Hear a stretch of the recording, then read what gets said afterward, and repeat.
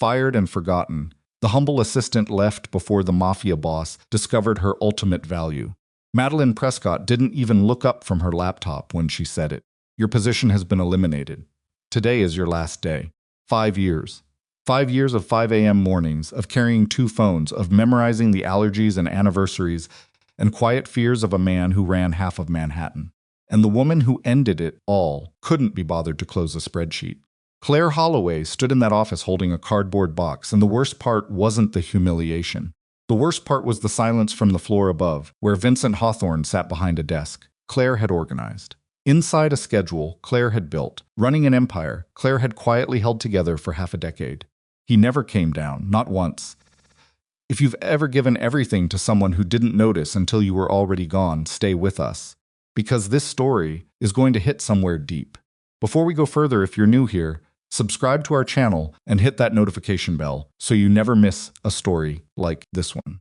Drop a like and tell us in the comments what city or country you're watching from. We want to see exactly how far this story travels. Now, let's go back to where it all began to break. The rain came down sideways that Tuesday morning, the kind that made Manhattan feel like it was trying to wash itself clean of something it couldn't name. Claire Holloway stepped out of the subway at 53rd Street, with her collar turned up and her bag pulled tight against her neck, the same way she'd done every weekday morning for 5 years.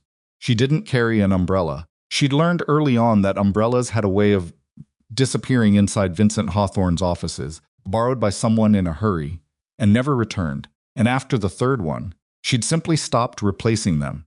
She was 28 years old. She looked older that morning, not in her face but in her walk, the kind of tired that settles into the body after years of carrying weight that wasn't really hers to carry.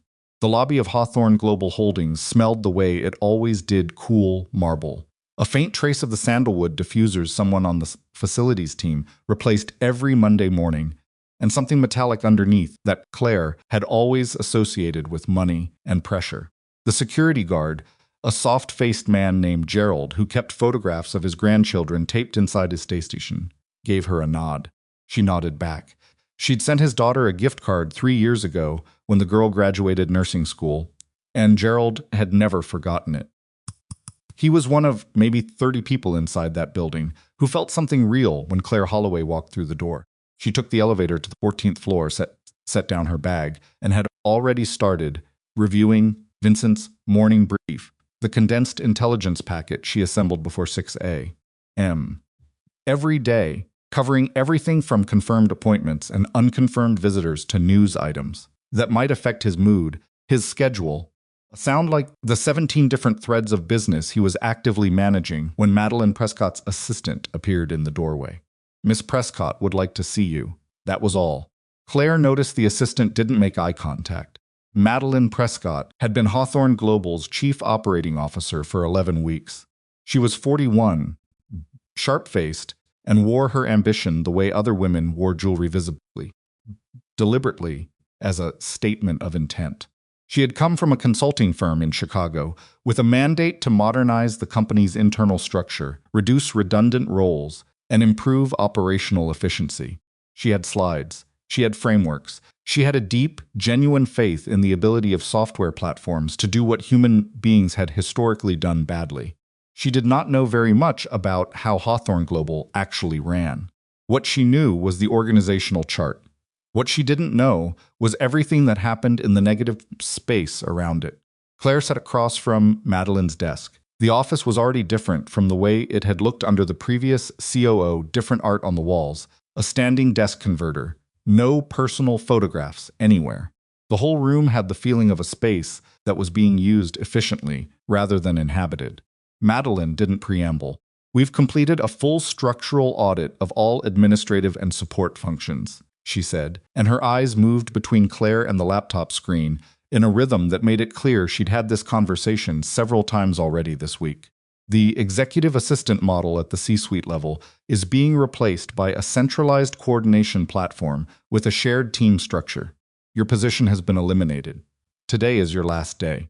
HR will process your severance documentation this morning, and building access will be deactivated at noon. Claire heard the words. She understood them individually and as a sentence.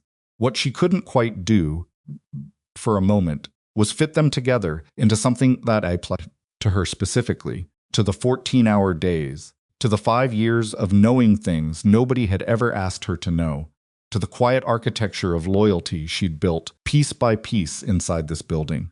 "Does Vincent know?" she asked. Madeline's expression shifted in a way that answered the question before she spoke. "Mr. Hawthorne approved the restructuring," Madeline said. "He approved the restructuring. He approved a document, a spreadsheet, a slide deck prepared by someone who'd been in the building for 11 weeks and had never once watched the morning unfold. The way Claire watched it, the choreography of small emergencies, the text messages that required immediate attention, the knowledge of which problems to solve before they reached Vincent's desk and which ones to bring directly, and exactly how to frame the information depending on his current stress level and the state of whatever negotiation was consuming him that week. "Is there anything I need to hand off?" Claire asked. She didn't know why she asked it. She knew the answer. "The platform will handle coordination going forward. We don't anticipate a transition period being necessary." Claire picked up her bag. She went back to her desk. She took the framed photograph of her parents outside their old Vermont bookstore. She took the small leather notebook she'd filled 3/4 of the way through, with handwritten procedures, contact hierarchies, contingencies, and personal reminders that didn't exist anywhere in any company database. She took the spare pair of reading glasses. She took the spare pair she kept in the bottom drawer, Vincent's prescription, the backup pair she'd tracked down after he'd lost his primary pair during a difficult week in March, because she'd known he'd need them and wouldn't ask. She left those on the desk. She didn't know why. She almost left without looking up at the floor above. She did look up. The light in Vincent's corner office was on. His silhouette was visible through the frosted glass, seated at his desk, facing the window, the posture of a man deep in thought or on a phone call, or both simultaneously, which was often the case. He didn't move. He didn't appear. The elevator came, and Claire got in, and the doors closed, and the lobby came, and Gerald looked at her cardboard box and said nothing. But his face said everything, and then the revolving door pushed her out into the sideways rain. She stood on the sidewalk for a moment and just let it hit her.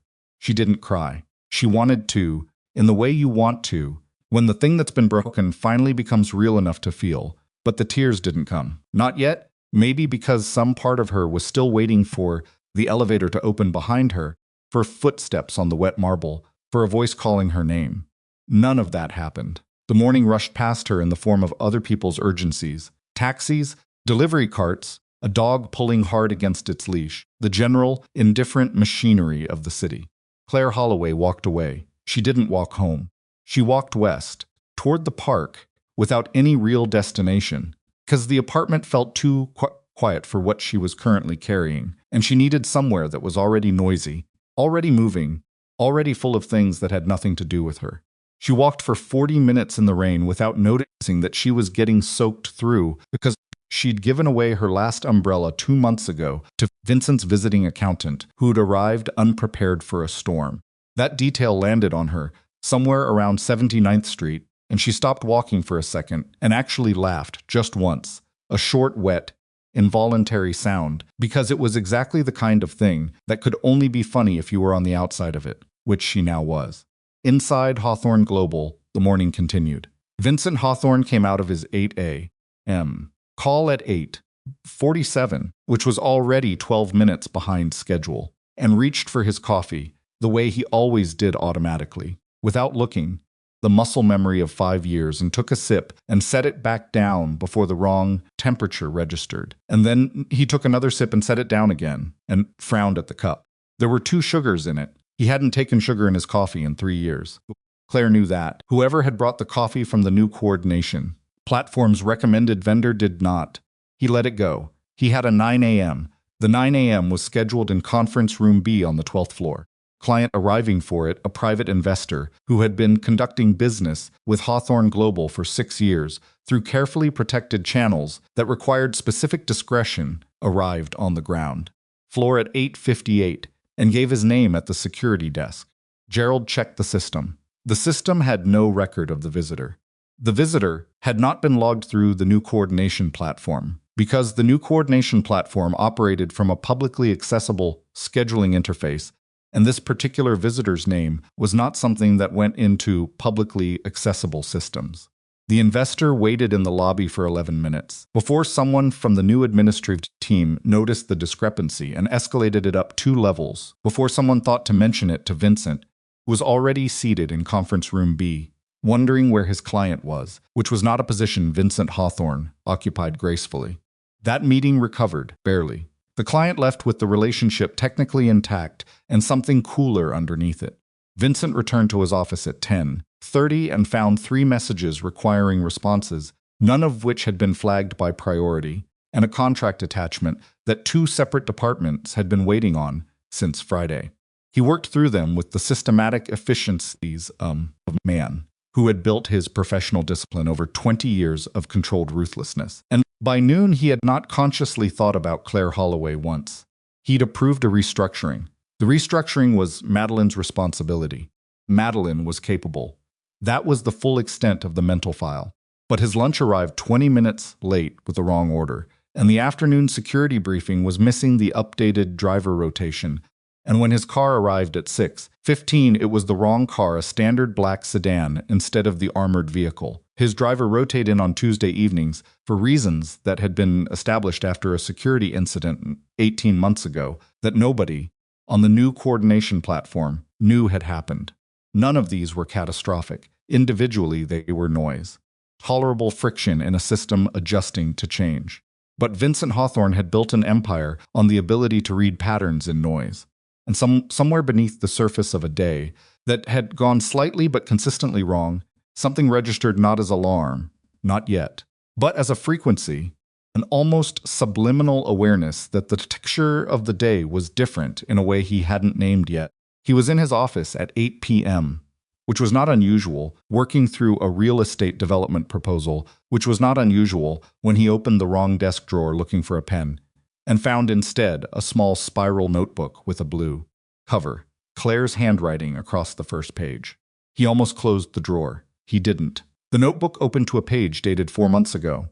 It contained, in Claire's precise and slightly cramped print, a list of what she called contingency contacts, backup transportation companies with direct numbers, a physician who made private house calls, a security consultant available outside of official channels, the name and direct line of a federal liaison Claire had cultivated over 2 years of careful relationship building without Vincent ever knowing the relationship existed. Beneath that, a separate section labeled Family, which contained 4 items. His father Arthur's home phone number with the note, prefers landline calls over cell, his sister's address in Connecticut, with the notation always sends a card, not flowers. A dietary note about his nephew's allergy, and a single line at the bottom. Dad's birthday dinner, October 17.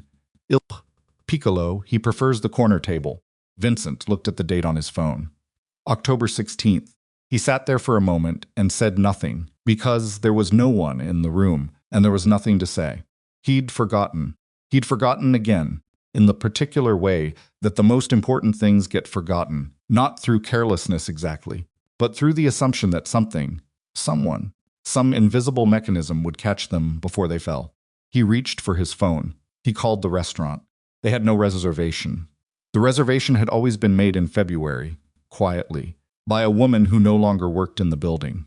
Arthur Hawthorne answered on the 3rd ring. "You forgot," the old man said. Not as accusation, not even with particular surprise. The flat, tired tone of a man who had said the same thing in different forms, many times over many years. "I'll be there," Vincent said. "The reservation, I'll handle it." He handled it the way he handled most things, money and pressure, a name that opened certain doors. He got a table. He arrived 40 minutes late because he didn't have the driver rotation and had to wait for the wrong car to be swapped out. He found his father standing at the restaurant entrance in his overcoat, looking at his watch, doing the arithmetic of how late was too late to constitute an apology. Arthur Hawthorne was 68 years old and carried the remains of a powerful frame that age and a bad heart had been quietly dismantling for the past 4 years. He had the same dark eyes as his son, the same hard line to the jaw, but where Vincent's face had calcified into something unreadable, Arthur's had kept its expressiveness, the complicated map of a man who had wanted certain things for his son, and had received instead something he hadn't asked for. He sat down when Vincent arrived. He didn't embrace him. They sat across from each other in the corner booth that Vincent had gotten wrong, too. The table Claire knew Arthur preferred was the one near the window, not the corner. But nobody knew that now except Claire, and ordered drinks they didn't need because it gave their hands something to do. "The girl," Arthur said after a while. Vincent looked up. "Your assistant, Claire?" Arthur turned to her and clasped by the stem. "She used to send me a text the week before. Remind me to confirm with my doctor about the restaurant's ventilation. I have the thing with the kitchens. The smoke." He paused. "She never told you she did that, did she?" "It wasn't really a question." "No," Vincent said. "You fired her." The company restructured. "Madeline, you fired her," Arthur said again. Without heat, without drama, simply placing the fact back on the table where it belonged. "You didn't do it personally, which is how you do things you don't want to examine too closely. You let someone else do it and kept your hands clean, and now you're sitting at the wrong table in a restaurant you nearly didn't get into, and you're 40 minutes late to the one dinner, a year I actually ask you to remember." Vincent said nothing. His father picked up the menu and opened it. "She wasn't just a calendar, Vincent. Whatever she was, whatever you told yourself she wasn't just a calendar." Outside the restaurant window, the rain had stopped. Manhattan gleamed with the wet street lights that made the city look, from certain angles, like something worth all the damage it took to build it. Vincent Hawthorne sat across from his father and ate a dinner he didn't taste, and carried the whole long way home something that wasn't quite guilt yet, but was already heavier than he'd expected, the particular sit of something valuable that you realize, too late, you'd stopped seeing because it had always been there. Back in a small apartment in Astoria, Claire Holloway sat at her kitchen table, eating reheated pasta that she had cooked herself for the first time in months, listening to her sister Emily tell a story about a difficult parent at the elementary school where she taught, and laughing genuinely, unexpectedly, at the punchline. She slept 9 hours that night. She couldn't remember the last time she'd slept 9 hours. And somewhere in the marble corridors of Hawthorne Global Holdings, in the quiet of an office that now belonged to a coordination platform and a shared administrative team and an efficiency model that had no way to know Arthur Hawthorne preferred window tables, the invisible architecture that Claire had spent 5 years building stood waiting for the first crack to spread into something no software on earth was going to be able to repair. Claire woke up at 6 hour on Wednesday morning to the sound of her own silence. Not the silence of a phone on Do Not Disturb, with 17 notifications stacking beneath the surface. Not the silence of a woman holding her breath, waiting for the first emergency of the day to announce itself through vibration and screen glow. Just silence, the ordinary, unhurried kind that most people took for granted, and that Claire Holloway had not experienced on a Wednesday morning in approximately 5 years. She lay there for 11 minutes without moving. This was not something she had done before. Even on weekends, even during the rare vacations she'd taken in fragments, 3 days here, 4 days there, always with one phone active, always with the understanding that the margin between rest and emergency was paper. Then she had not simply slain still and allowed the morning to come to her at its own pace. The body had its own memory of urgency, and it took 11 minutes before hers began, reluctantly, to believe that the urgency was no longer required. She made coffee. Real coffee, the way she'd learned from her father ground beans. The small stovetop pot her mother had used, the patience to wait for it, instead of thumbing through emails while the machine ran. Scene. She sat at the kitchen table and drank it while it was still hot, which was something she hadn't managed in longer than she could accurately calculate. Because hot coffee required stillness, and stillness had been the first thing she'd surrendered when she took the job with Vincent Hawthorne. She didn't check her phone until 8:30. There were 4 messages. One from Emily asking if she wanted to come for dinner Thursday. Cleaning? One from her dentist confirming a cleaning. One from a college friend she hadn't spoken to in 8 months who'd apparently heard through somebody that something had happened and was checking in. And one from a number she didn't immediately recognize, which turned out to be a former Hawthorne Global vendor contact, asking if she'd transitioned to a new role, and if so, whether she'd be willing to serve as a reference. That last one she read twice. not because it asked anything difficult, but because it was the first concrete evidence that the world outside Hawthorne Global's walls had a version of Claire Holloway that it valued independently of Vincent Hawthorne's name on her business card, and that was a fact she was going to need some time to fully absorb. She replied to Emily first.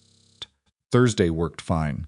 On the 14th floor of Hawthorne Global Holdings, the 9A, M operations meeting started 6 minutes late because the conference room booking had been entered into the new coordination platform system for 9A. M. A sound like green wood splitting, and the previous meeting's participants had not received the standard 15-minute warning that Claire had always sent manually, with a brief note about parking, coffee, and any logistical specifics relevant to that particular group. Previous meeting ran over. People were still gathering their materials when the next group arrived. There was a brief edged exchange in the hallway that nobody formally reported, but that 3 separate people mentioned in private conversations before noon. Inside the meeting, Madeline Prescott presented a 30-day operational review to Hawthorne Global's senior leadership team. The slides were clean, the data was organized. The narrative she'd built around it was the kind of confident, forward-facing story that boards and senior executives were trained to find reassuring. Revenue projections remained on target. Overhead costs were down 4% following the administrative restructuring. Platform integration was proceeding according to the implementation timeline. She did not address the 11 operational irregularities that had been logged in the past 48 hours because they had been logged in a subcategory of the platform's reporting interface that required a specific user permission to access, and nobody in the room had yet been assigned that permission except Madeline herself. And Madeline had reviewed the list and categorized each item as a standard adjustment period friction point. Dominic Reyes, head of client relations, waited until the slides ended before he spoke. He was 53, compact, with the careful stillness of a man who had survived 20 years in rooms where the wrong word at the wrong moment had consequences that went well beyond professional inconvenience. He'd worked for Hawthorne Global since before Vincent had formally taken control from his father. He knew the company the way you only knew something you'd helped build, not from documentation, but from the memory of which decisions had been made in which order and why. "The Ashworth account," he said. Madeline looked at him with the particular expression of someone who recognized a test when it arrived, but hadn't yet determined the parameters. "What about it?" "Richard Ashworth's assistant called me directly yesterday. Not the platform. Me on my personal cell." Dominic set his pen down on the table with the specific gentleness of someone controlling an impulse. Richard wanted confirmation that Claire Holloway was still point of contact for his account because the last 2 correspondence items came through a platform-generated address and he didn't recognize the senders and didn't open either of them. Madeline's expression didn't change, but something behind her eyes recalibrated. "The platform uses a standardized communication format," she said. "It's consistent across all client accounts, which actually reduces the personalization-related errors that can." "Richard Ashworth has been doing business with this company for 9 years, Dominic said. "He has never once opened a standardized communication." Claire knew that. She handled his correspondence personally. Every item. He looked at the table for a moment and then back up. "He's currently sitting on an unsigned renewal worth $4.5 million, and he's waiting for someone he recognizes to contact him." The room was quiet in the specific way that rooms get quiet when the problem has been named, and the name is bigger than the person who named it, intended it to sound. Madeline said, "I'll have the platform assign a dedicated contact to his account immediately." "He doesn't want a dedicated contact," Dominic said. "He wants Claire." "Claire is no longer what Claire is no longer." Dominic picked up his pen. "I'm telling you what the client wants. What you do with that information is your decision." He did not look at Madeline again for the remainder of the meeting.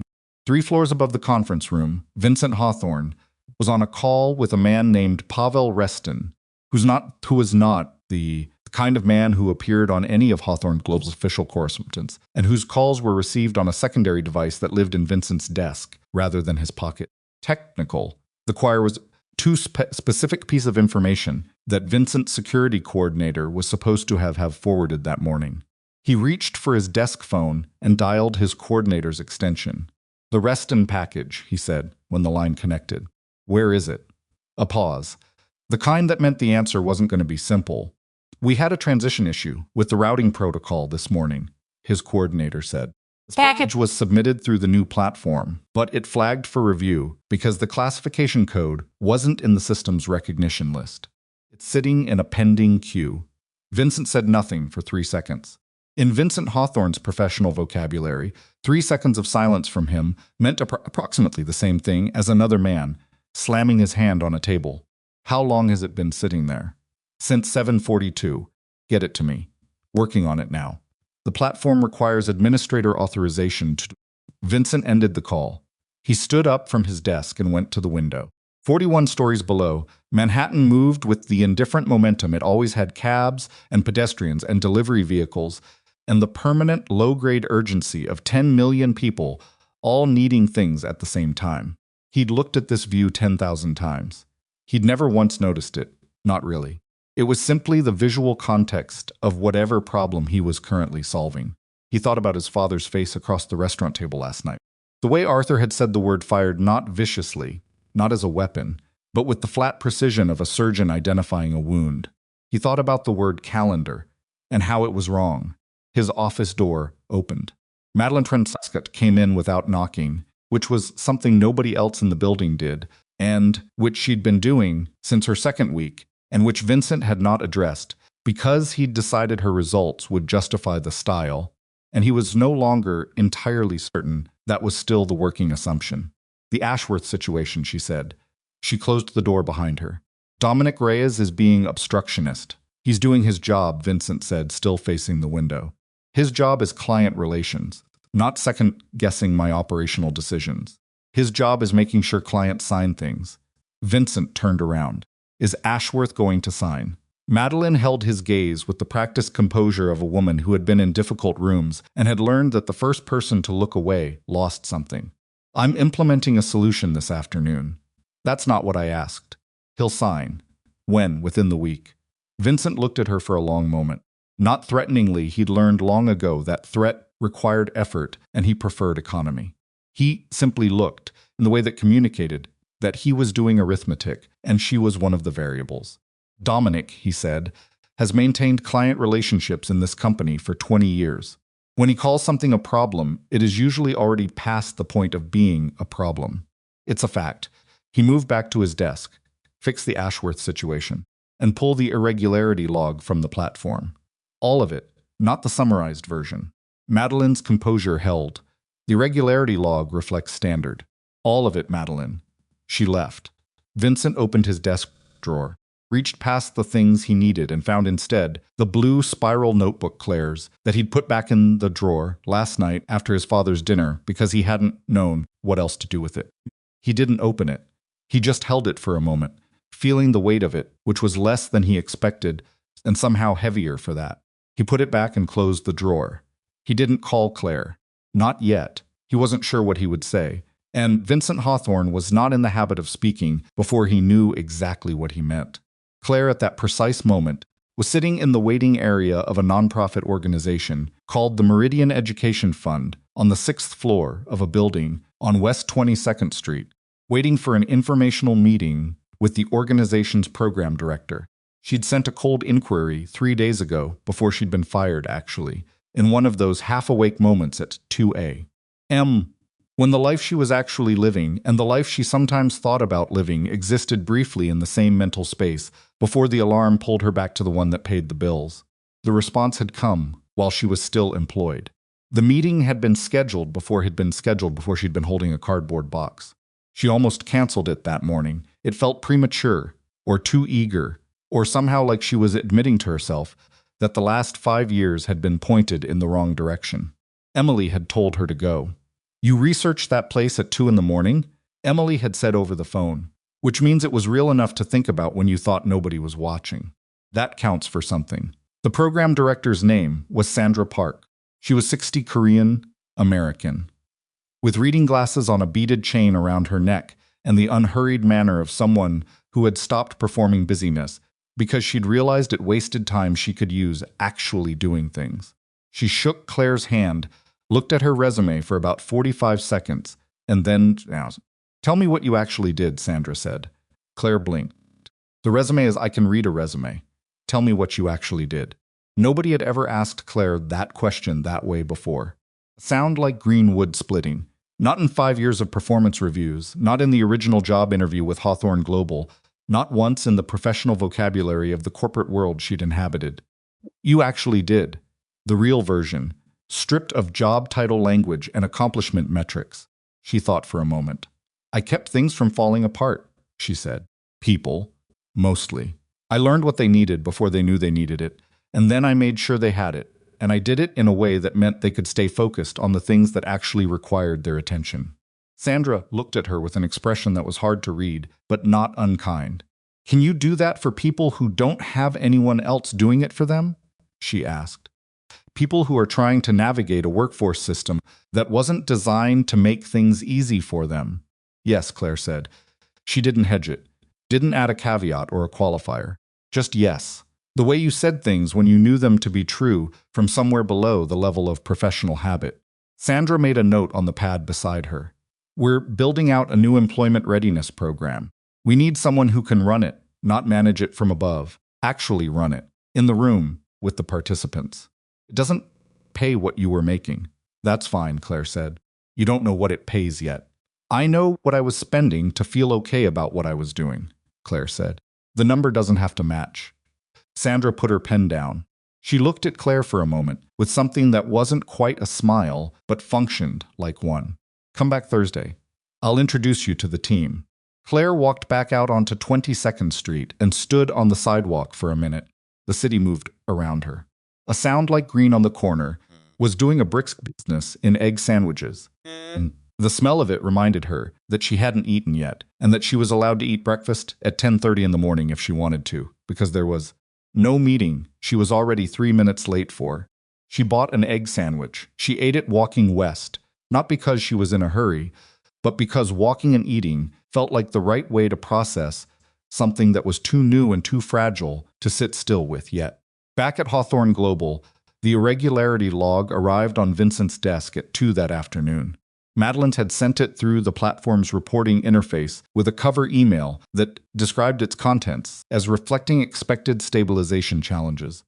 Vincent read the email and then deleted it and opened the log itself. 47 items. 47 discrete operational failures in 11 days, ranging from minor incorrect coffee order, missed calendar reminder to significant, the missed security briefing, the unrecognized visitor, the Reston package sitting in a pending queue for 2 hours. A sound like center, a client dinner that had been double booked because the platform didn't have access to a scheduling system that Claire had maintained manually. Personnel conflict on the second floor that had escalated to HR because the informal mediation process Claire had run quiet, off the record, the kind that resolved things before they became documentation no longer existed. And item 38, which was brief. 3 sentences. Arthur Hawthorne's birthday dinner reservation, Il Piccolo, October 17, was not entered into the coordination platform database at time of administrative transition. No backup record was transferred to the new system. Reservation lapsed. Vincent read item 38 3 times. He picked up the phone and called Charles Whitmore. Charles was 65, Hawthorne Global's senior legal counsel, and had been with the company long enough that his opinion occupied a category slightly above advice and slightly below law.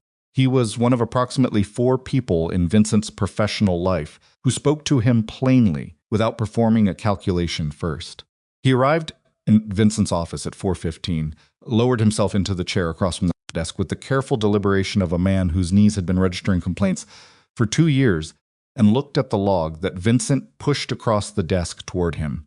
He read it. He read all of it. He did not say, "I told you so," which was the sentence he was entitled to say and which Vincent would have respected and probably deserved.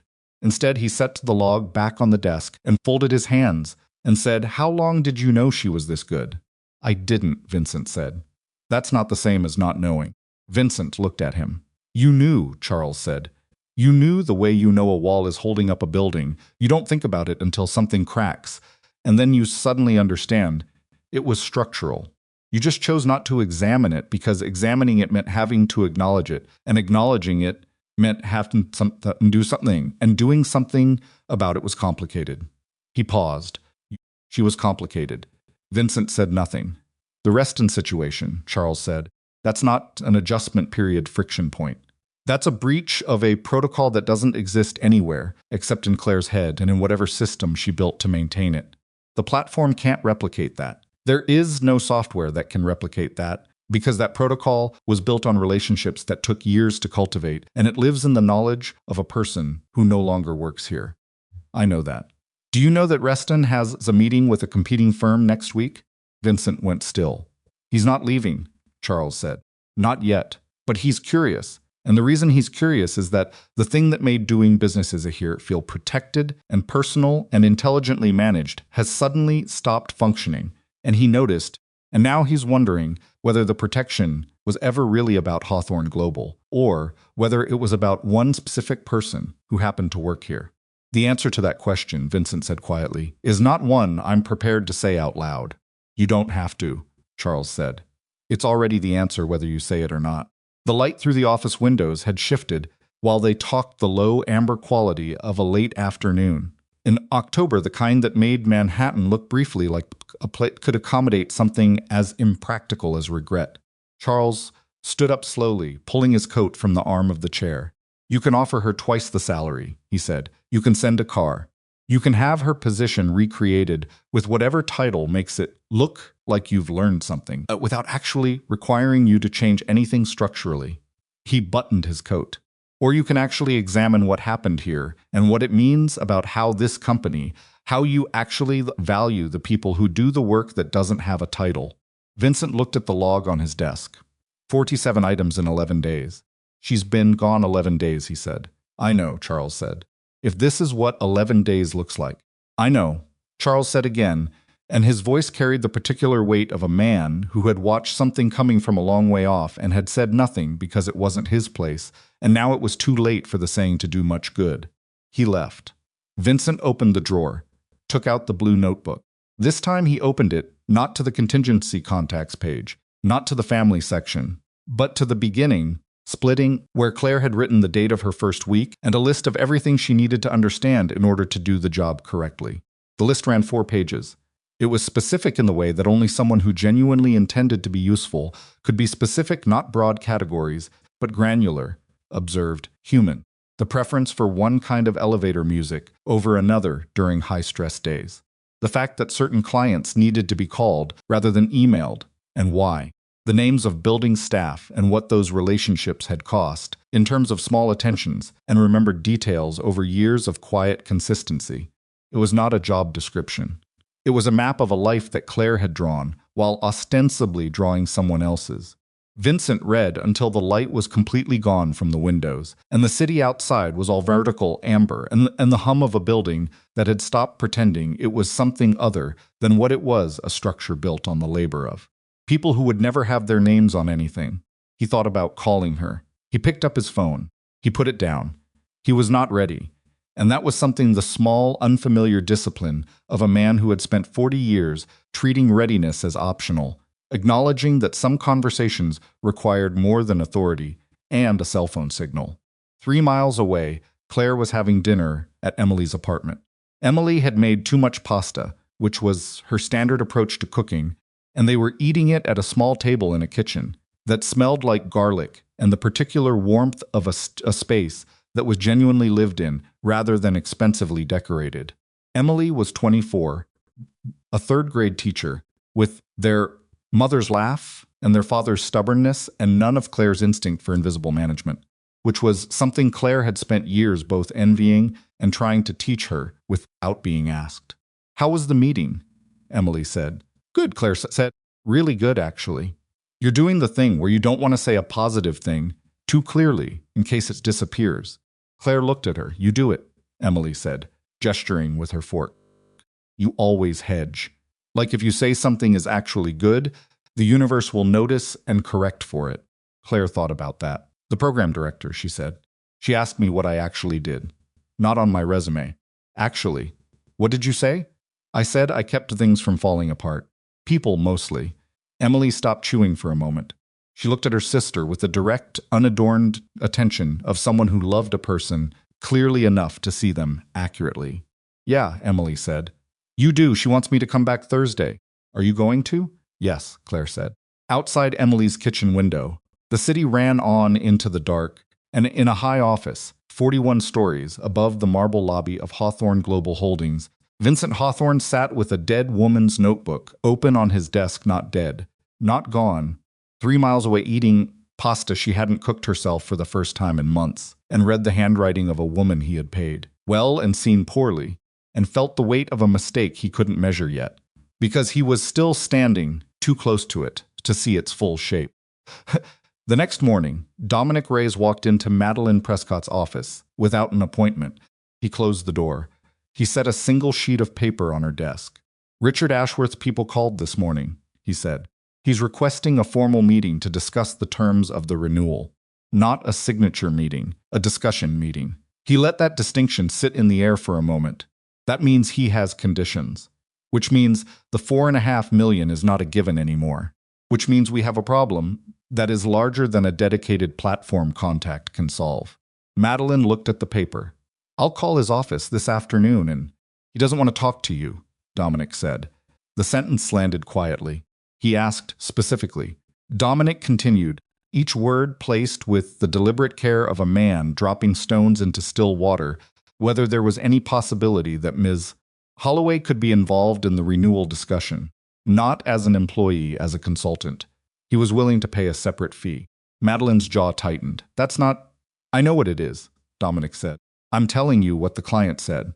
He picked up the paper he'd set down. He hadn't left it for her. He'd only placed it there for emphasis, and walked out of her office without waiting to be dismissed, which was something Madeline Prescott was not accustomed to, and which she sat with, in the silence of her clean art-hung office, for a long time after his footsteps faded down the corridor. She pulled up the irregularity log. She read all 47 items. And for the first time, since she had joined Hawthorne Global 11 weeks ago, with her slides and her frameworks, and her deep, genuine faith in the ability of systems to replace the inefficiencies of human beings, Madeline Prescott felt something she was not professionally equipped to name: the specific vertigo of a person who has dismantled something without fully understanding what it was, and is only now, too late, beginning to take its measure. She reached for her phone, then she put it down, then she picked it up again, and called her assistant and asked for Vincent Hawthorne's schedule for the following morning. A sound like green wood splitting. She was going to have to walk into that office and tell a man who did not forgive professional failures gracefully that the failure was larger than she had represented, and that the solution she had dismissed was the only one that had any real chance of working, and that the woman she had fired with 11 seconds of eye contact and a closed laptop was the specific, irreplaceable, architecturally essential human being that the entire operation had been quietly depending on. Madeline Prescott had delivered difficult news in difficult rooms before. She had never delivered it about herself. The call went through. The appointment was set for 8 a.m. She sat at her desk until the building emptied around her, and then sat there a while longer, in the particular silence of a person who has finally allowed themselves to understand the size of what they've done, and is not yet sure they are equal to what comes next. Madeline Prescott arrived at Vincent Hawthorne's office at 7:58 a. Not 80, 7:58, 2 minutes early, which was the kind of detail that communicated preparation without communicating anxieties.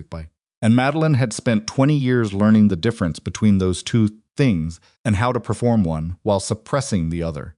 She wore her best suit charcoal, structured, the kind that didn't move when she did, and she carried a single folder rather than the full presentation setup she'd used for every other meeting with Vincent, because she'd understood somewhere between midnight and 3 a.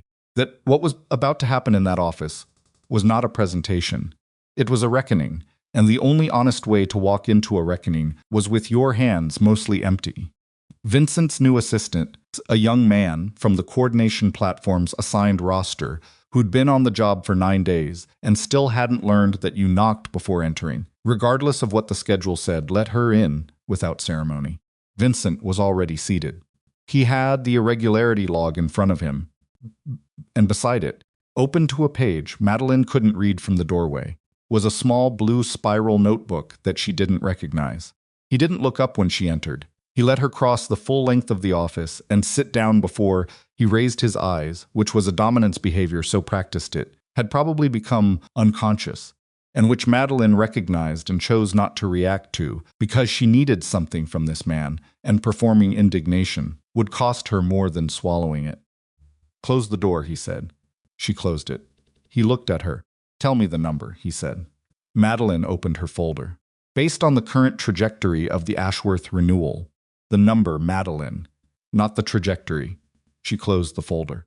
If Ashworth doesn't renew, and if his decision influences the two accounts that are currently watching how we handle this situation, we're looking at approximately $9.2 million in contracted revenue at risk within the next 60 days. The office was very quiet. 9.2, Vincent said. That's the high-end estimate. I don't want the conservative estimate. I want to understand what happened. He leaned back in his chair, which somehow made him seem more present rather than less. You told me 11 days ago that the restructuring would produce a 4% reduction in overhead and negligible disruption to client-facing operations. The administrative functions were assessed as... His voice didn't rise. It didn't need to. I'm not asking you to defend the assessment. I'm asking you to tell me what you missed. Madeline held his gaze. This was the moment she'd been sitting in her office rehearsing at 2A. And the version in her head had been cleaner than this. She'd been more composed. He'd been slightly less still. There'd been more oxygen in the room, somehow. But she was here now, and the only currency she had left was accuracy. I assessed the role based on its formal description, she said. Executive assistant, C-suite support, calendar and correspondence management. The platform could replicate all of those functions at a fraction of the cost with greater consistency. She paused. What I didn't account for was the scope of informal functions that weren't in any description, weren't in any database, and weren't visible to anyone outside the relationship she'd built. I didn't account for them because I didn't know they existed. How long would it have taken you to find out they existed? If I'd done a proper transition audit, she stopped. Started again. 2 weeks. Maybe 3. Long enough to map what she actually did versus what was on the organizational chart. You had 11 weeks, Vincent said. You restructured in week 3. Madeline said nothing, because there was nothing to say to that which wasn't an excuse, and she'd decided before walking into this room that she wasn't going to traffic in excuses. Vincent picked up the blue notebook. He held it without opening it. Just held it, looking at her, with an expression that was not anger. She'd expected anger, had prepared for anger, knew how to work with anger, but something more difficult than anger. Something that looked like a man accounting for his own failures through the evidence of someone else's and not enjoying the arithmetic. She kept a backup list of every physician in this city who makes private house calls, he said, indexed by specialty, by response time, and by whether they could be trusted not to involve outside parties. She built that list herself over 4 years, and it exists nowhere in any company system. He set the notebook down. She maintained a secondary relationship with a federal liaison that provided us with advance notice on 3 separate regulatory inquiries over 2 years. That relationship was personal. It was hers. It is now gone. He looked at the folder in Madeline's hands. Tell me the platform can replicate those 2 things. Madeline did not tell him that. The Reston Protocol, Vincent continued. Do you know what the Reston Protocol is? I reviewed the security briefings. There is no briefing that covers it, he said. Because it was never written down. It existed in Claire's head and in the habits she'd trained into every person who interfaced with that account. The armored vehicle rotation, the specific entrance procedures, the communication blackout windows during active meetings. None of it is in any file I can access. He looked at her steadily.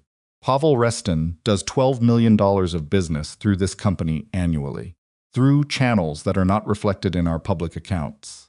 And the operational security framework that protected those channels was constructed entirely by a woman who walked out of this building with a cardboard box.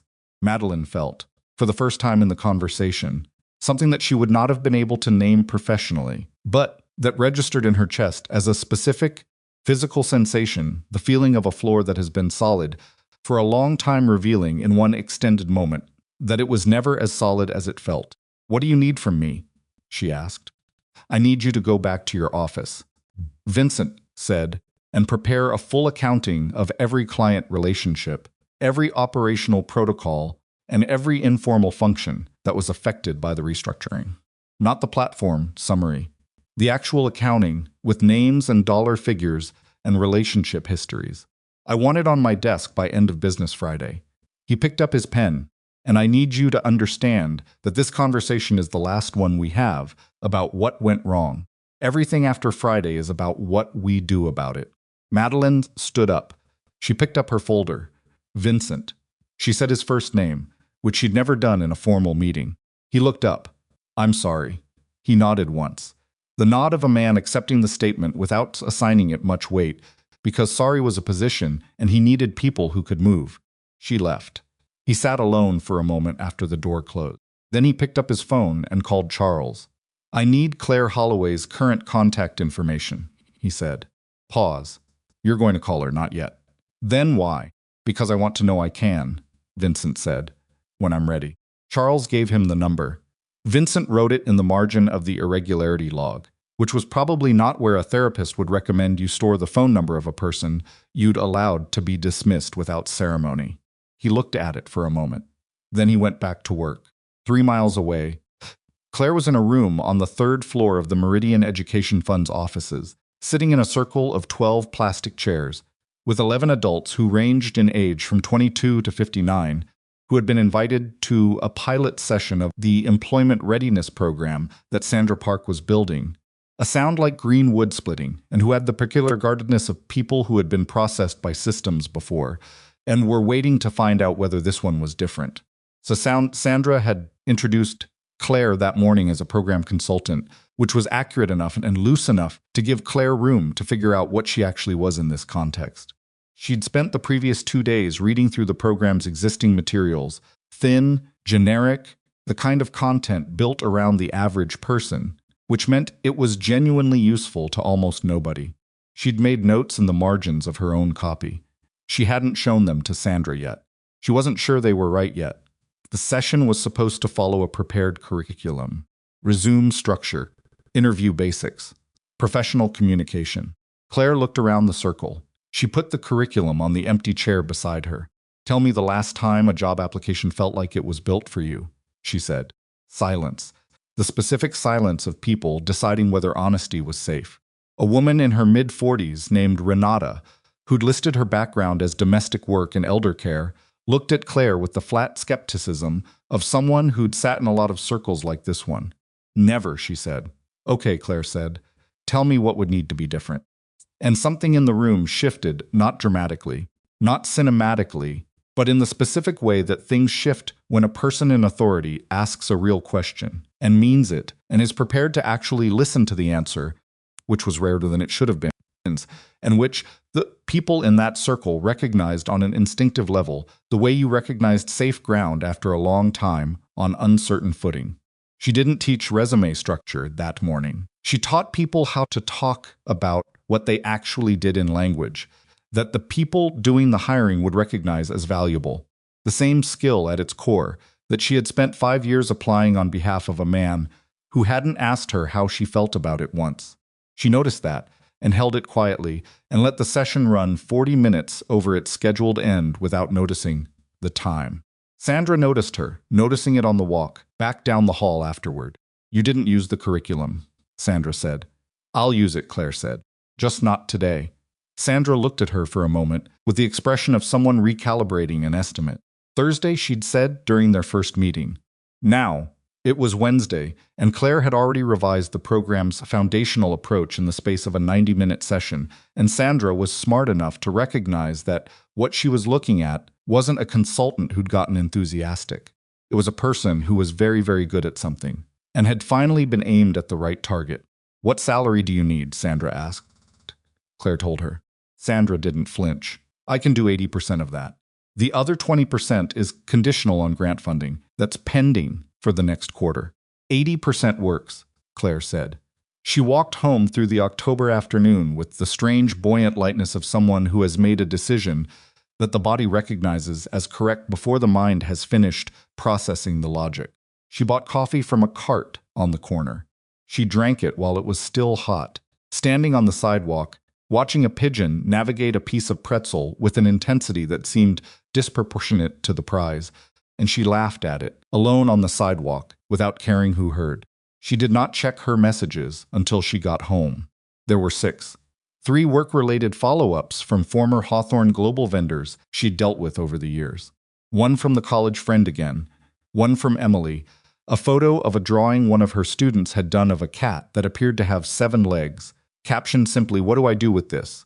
and 1 from a number she recognized because she had dialed it in the course of her professional duties approximately 2,000 times over 5 years. She stood in her kitchen, looking at the message notification. It just showed the number. No name because she had deleted the contact on day 2, the way you deleted things that had no useful function in your present life. She didn't open it. She set the phone face down on the counter. She opened the refrigerator. She thought about dinner. She picked the phone back up. The message was 6 words. "I'd like to talk, Vincent." No subject. No context. No request framed as a statement, which had been the standard mode of most of their professional communication. "Can you arrange this?" Meaning arrange this. "Can you check weather?" Meaning check weather. Just 6 words, and a dash and a name, which was somehow more disorienting than a command would have been, because it meant he was operating outside his standard register, and she didn't have a protocol for that. She put the phone down again. She made pasta. She ate it. She washed the bowl. She did not respond. At 7:15 the next morning, Vincent Hawthorne was told by his coordination platform assistant that his 7:30 had been moved to 8:0. This would have been fine, except that the 8:0 was a call that required an hour of preparation materials, and those materials had been submitted through the platform the previous day by a junior analyst, and were sitting in a review queue that required administrator approval before they could be released to Vincent's dashboard. The administrator was in a different time zone and had not yet come online. Vincent stared at his phone for a moment. He called Dominic. "The Marchetti materials," he said. "Prep file for the 8A. Already sent it to your personal email," Dominic said. "Did it last night. Figured the platform would eat it." Vincent paused. "How long have you been routing around the platform?" "Since about day 4, Dominic said, with the studied neutrality of a man who wasn't going to make a meal of being right. "Who else?" "Most of the senior client team. We have an informal system." He stopped. "It's basically what we used to do before the platform. Minus Claire." Vincent ended the call. He sat with that for a minute. The informal system. The workaround built by people who understood that the official system wasn't working and had quietly, without announcement, rebuilt a shadow version of the thing that had been dismantled. They hadn't complained to leadership. They hadn't submitted formal objections. They had simply done what functional organizations did under pressure. They'd adapted, improvised, covered each other, and kept the thing running on the strength of relationships and institutional memory that no efficiency audit had ever been able to see, the way Claire had always done, on a larger scale and alone. He read the Marchetti file from his personal email. He took the call at 8:0. He performed at the level expected of him, which was a very high level, because Vincent Hawthorne's professional competence was genuine and structural and not dependent on any single support system. What had depended on Claire was not his ability to do his work. It was his ability to remain a human being while doing it. He was beginning to understand the difference. Madeline submitted her full accounting at 4:47 p.m. Some on Friday. Vincent read it over the weekend. He read it twice. The second time with a pen, making marks in the margins, not corrections, just acknowledgments. The specific notation of a man tracking the shape of a mistake he's already decided to reckon with. The accounting was thorough. Madeline had done the work she'd been asked to do, and she'd done it honestly, which he noted and which adjusted his estimate of her slightly upward from where it had settled after the Wednesday meeting. She wasn't incompetent. She was someone who had applied a genuine competence to a situation she had misread, and the misreading had been expensive, and she was capable of understanding that. The document identified 23 client relationships with active disruption, 11 operational protocols that had either lapsed or were functioning only through informal workarounds, 4 vendor contracts in renegotiation, and a section at the end, 3 paragraphs, that Madeline had titled simply "Informal Functions, Non-Transferable." That section contained 9 items. It was the most honest part of the document. It described, with professional precision, and what Vincent read as genuine discomfort, the specific things Claire had done that could not be replicated by the platform, by a coordination team, or by any structural reorganization Madeline could conceive. The medical contact network, the federal liaison relationship, the rest-on protocol, the institutional knowledge of 42 specific clients, their personal preferences, their pressure points, their family situations, their private accommodations that existed only in handwritten notebooks that were now in Claire's apartment in Astoria. At the bottom of the last page, Madeline had written one sentence that was not formatted like the rest of the document. It was in a slightly different typeface, as though she'd gone back and added it after the document was otherwise complete. The most significant asset this company lost in the restructuring was not a function, it was a person, and the distinction matters. Vincent set the document down. He looked at the window. Sunday afternoon light, the thin October kind that came in at an angle and made everything it touched look considered. He picked up his phone. He looked at the unsent reply that had been sitting in his message thread with Claire's number since Thursday night when he'd typed and deleted 3 different versions before closing the app. He opened it again. He typed, "I know this isn't simple. 20 minutes, no business agenda. Name the place." He sent it before he could revise it again. Then he put the phone down and picked up the blue notebook and turned to a page near the middle that he'd marked with a folded corner. The page was a list of what Claire had titled quietly, in her own handwriting, personnel notes, a section of observations about Hawthorne Global employees that had no operational purpose other than basic human decency, who was managing a sick parent, who was taking night classes, which junior analyst had been for a promotion she'd earned and was quietly looking for other positions, and what it might take in terms of a conversation to change her mind. 31 entries, not one of them in any HR database, not one of them visible to anyone except the woman who'd written them. Vincent turned the pages slowly. He was not an emotional man by nature, or by training emotional men, made poor decisions in rooms where the decisions had serious consequences, and he had spent 20 years pruning that tendency with deliberate discipline. But there was something in these pages that worked around his defenses, the way certain things did when you weren't prepared for them, not through force, but through accumulation, one small human detail after another, until the weight of all of it became something you couldn't hold at arm's length anymore. His phone lit up. Claire. One sense, okay. Tuesday. The bench near the 72nd Street entrance to Central Park.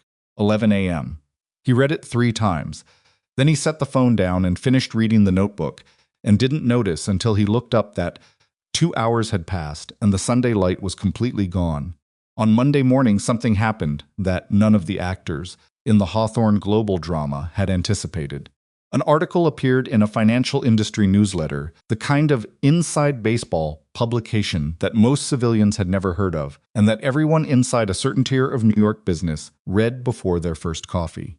The article was ostensibly about technology-driven administrative restructuring in mid-sized private firms.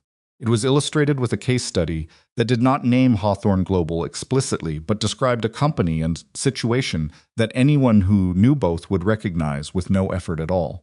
The case study described an administrative restructuring that had eliminated a long-tenured executive support role and replaced it with a platform-based coordination system. It described the subsequent operational disruptions in terms that were specific enough to be recognizable and vague enough to be unprovable.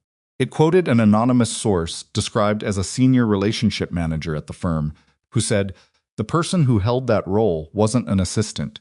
She was the connective tissue. And you can't buy connective tissue off a shelf." The article ended with a brief note. The firm's COO is understood to be preparing a full operational review of the restructuring. By 9 a.m., Vincent had received 11 calls and 4 texts from people within his professional network who did not ordinarily involve themselves in his internal personnel matters. By 9:30, his publicist had called to ask how he wanted to handle inquiries. By 10, Charles Whitmore was in his office with the article printed out, which Charles always did with digital content he took seriously, the print making it somehow more concrete and therefore more manageable. "It's Dominic," Charles said. "I know," Vincent said. "You're not going to know. Vincent's voice was flat. He said what was true. He said it carefully. He protected the company even while he said it. He looked at the printed article. The quote is the most accurate thing anyone in this building has said publicly in 2 weeks. Charles folded his hands. The board is going to ask about it. The board can ask, Vincent said. I'll tell them the truth. We made a structural error. We're correcting it. And the correction is going to cost us less than the error did. And Madeline? Vincent looked at the window. A long moment. The arithmetic of it was not simple. Madeline had made a significant mistake, but she'd made it with information she'd been given, and authority she'd been granted, and she had acknowledged it with more honesty than most people managed in that position. And the alternative to working through it was a second upheaval on top of the first, which the company could not absorb without additional damage. Madeline stays, he said. She finishes the operational review. She implements the corrections under my direct supervision. He paused. Her mandate changes. She's not restructuring anything else without my sign-off on a transition audit first. Charles nodded slowly. And the role itself?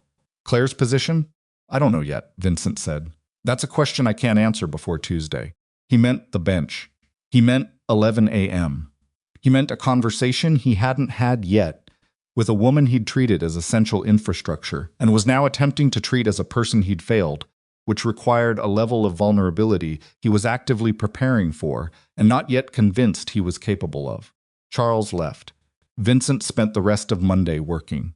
He was very good at working. It was the most reliable thing about him, the ability to function at a high level, regardless of what was circulating beneath the surface. The professional discipline of a man who had learned early that effectiveness was the one currency that never lost value. He reviewed the financial projections for the Marchetti deal. He took the Reston call, which went well, because Dominic had quietly briefed the security team on the protocol gaps, and the protocol had been partially restored through manual effort. He signed 2 contracts that had been waiting for his review. He had a brief, direct conversation with his publicist about the newsletter piece that resulted in no public statement, and a clear, internal message to his senior team that the situation was being addressed. He did not think about Tuesday until he got home. His apartment was large and clean in the way of spaces, maintained by people who were rarely in them and had enough money to pay other people to keep them orderly. He walked through to the kitchen and opened the refrigerator and stood looking into it with the unfocused gaze of a man who isn't actually deciding what to eat, but using the refrigerator as an excuse to stand still for a moment. He closed the refrigerator. He went to his office, the home office, which was smaller than the one at headquarters and which had on its shelves books he'd actually read and a photograph of his mother from 1987 and a small frame drawing his nephew had made at age 5 that was supposed to be a car but looked like. Panicked rectangle, and he sat down at the desk. He took out a piece of paper. He didn't write a speech. He didn't write notes. He wrote, in his own handwriting, which was larger and less precise than Claire's, but which was still his, the word sorry. And then he sat looking at it for a long time, examining the word from the outside, the way you examined a tool you'd picked up for the first time, checking its weight and balance before deciding whether you knew how to use it. He put the paper in his coat pocket. He went to bed. He didn't sleep well. At 10:47 the next morning, he walked through the 72nd Street entrance to Central Park and the bench she'd specified, and sat down in his charcoal overcoat with his hands in his pockets and waited because she had specified 11 a.m., and he was 4 minutes early, and he was not going to be the man who arrived before a woman he owed an apology, and checked his phone the whole time. He sat and watched the park. The October trees were doing what October trees did, burning through their colors with the particular urgency of things that knew they were running out of time. Amber and red, and the last holdout greens going gold at the edges. A child was throwing bread at pigeons with the unpracticed enthusiasm of someone who hadn't yet learned that pigeons didn't need encouragement. A man walked a very old dog very slowly in the direction of the pond, footsteps on the path. He looked up. Claire Holloway was walking toward him in a wool coat, the color of old leaves, with her hands in her pockets and her chin slightly lifted in the way of a person who has made a decision and is living inside it, and she looked different from the last time he'd seen her silhouette through the frosted glass of his office, not in her face, not in her walk exactly, but in some quality that was harder to name. The quality of a person who had stopped bracing. She stopped in front of the bench. She looked at him. He looked at her. Neither of them spoke for a moment. Then she sat down, not close, not far, appropriate distance between two people who had worked together for 5 years and were now sitting in a park in October. To figure out what, if anything, that meant. You said no business, she said. No business, he confirmed. Park moved around them. The child with the bread had escalated to full pigeon chaos, arms windmilling with the pure physical joy of causing a reaction. Vincent watched it for a moment, with an expression Claire had never seen on him before. Something almost gentle, unfamiliar on that face, like a word in a language he'd studied late in life and could now recognize but couldn't yet speak without effort. I read your notebooks, he said. Claire was quiet. All of them, he said. The ones you left. I know you did, she said. Gerald told me. Of course Gerald had told her. Gerald with the grandchildren photographs, who had watched Claire walk out with a cardboard box and had been watching Vincent walk in alone at strange hours ever since. The building's institutional memory had its own circulation system, and Vincent had never thought to map it. He reached into his coat pocket. He took out the folded piece of paper. He held it for a moment, then put it back. He couldn't hand her a piece of paper that said sorry. The word needed to be in the air between them, not on paper she'd have to hold. I should have come downstairs, he said. The words landed in the space between them. Claire looked at the path in front of the bench. A woman jogged past, headphones in, moving at the steady pace of someone with a long route and no hurry. Yes, Claire said. You should have. He nodded. He'd expected something more anger, maybe, or more formal composure, the professional register she'd used for 5 years like a second skin. What he was getting was something simpler and in some ways more difficult, the plain truth of a woman who had already processed the wound and was no longer performing around it. I approved a restructuring, he said. I didn't read what I was approving. I assumed Madeline understood what she was disrupting. Did you ask anyone? No. Did you ask me? The question sat in the October air. No, he said. Claire turned to look at him. It was a direct look, not angry, not soft. Just direct. The way she looked when she was being accurate about something. In 5 years, she said, you never once asked me whether I was all right, whether the job was sustainable, whether I had a life outside the building that was getting smaller every year. She said it without heat, the way you stated geographical facts. Now, I'm not saying that to hurt you. I'm saying it because I think you need to hear the full size of what you didn't notice, not just the operational version. Vincent looked at her. He was not a man who was spoken to this way often. He was not a man who accepted it from most people. But he was sitting on a bench in Central Park in October with a woman he had failed in a way that went beyond the professional ledger, and the only honest response to accuracy was to receive it. I know, he said. I know the full size of it. He looked at the path. That's why I'm here. What do you want, Vincent? The question was simple and devastating in the specific way that simple questions were when they cut through everything a person had to say and went directly to the thing underneath. He was quiet for a moment. I want to know if there is any version of what comes next, he said carefully. That is good for you. Not for the company. For you. Claire looked at him. She had prepared for an offer. She had prepared for negotiation, for the professional pitch she'd expected from a man who managed everything as a transaction. She had not prepared for a question that placed her welfare as the primary variable, because in 5 years of working alongside this man, it had never once been the primary variable. She felt something shift in the conversation, not toward forgiveness exactly. Not yet, but toward something more honest than she'd expected, from the man sitting beside her, and that honesty required an honest response, which meant she needed to tell him something she hadn't quite said plainly yet, not even to Emily. I'm building something, she said. Something that's actually mine. And I need to know that if I'm ever in a room with you again in any capacity, I am there as a person with my own standing. Not as the woman who holds things together so you don't have to notice how fragile they are. Vincent held her gaze. That's not a version of the old role, he said. No, she said. It isn't. The park moved on. The child with the bread had departed, leaving the pigeons to their own devices. The old dog and its owner had disappeared around the curve of the path.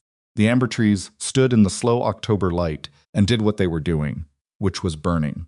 There's a board meeting in 3 weeks, Vincent said. The operational review will be presented. Madeline's recommendations, the corrective restructuring, the institutional knowledge preservation protocols. He paused. The board will ask about the administrative function and whether we've identified a path to restoring what was lost. That's business, Claire said. I know. He didn't look away. I'm telling you because you have the right to know the context, not because I'm asking you to solve it. Claire was quiet for a long moment. She thought about the circle of chairs on the third floor of the Meridian Education Fund. She thought about Renata, who'd said never when asked whether an application had ever felt designed for her. She thought about Sandra Park's expression when the session ran 40 minutes over. Second scene. She thought about the egg sandwich on West 22nd Street, and the pigeon with the pretzel and 9 hours of sleep in her own apartment, and the photo of her parents' bookstore that was going to hang somewhere that meant something. She thought about the blue notebooks, and the 5 years inside them, and what they had cost her, and what they had also so, quietly, in ways she was still measuring, built. I'm going to take the job at Meridian, she said. Full-time. Starting in 2 weeks. I know, Vincent said. Charles told me. She blinked. Charles, he ran into Sandra Park at a benefit last week. Brief pause. New York is a small city for people who know people. Something about the ordinary smallness of that made Claire almost smile. The city and its invisible circuits, the way information traveled through the network of relationships that everyone was embedded in whether they knew it or not, the same principle that had made her notebooks necessary in the first place. I'm not coming back to Hawthorne Global, she said. I know, he said. Then what are we doing here? Vincent reached into his pocket again. Not the paper this time. His hand came out empty, and he looked at it for a moment as though mildly surprised. He put it back in his pocket. I needed to say, I'm sorry, he said. In person. Not through a message, not through Charles. In person, to your face. He looked at her, and I needed to do it in a place where I didn't have the building around me. So you could see that I meant it, without being able to hide behind any of the machinery.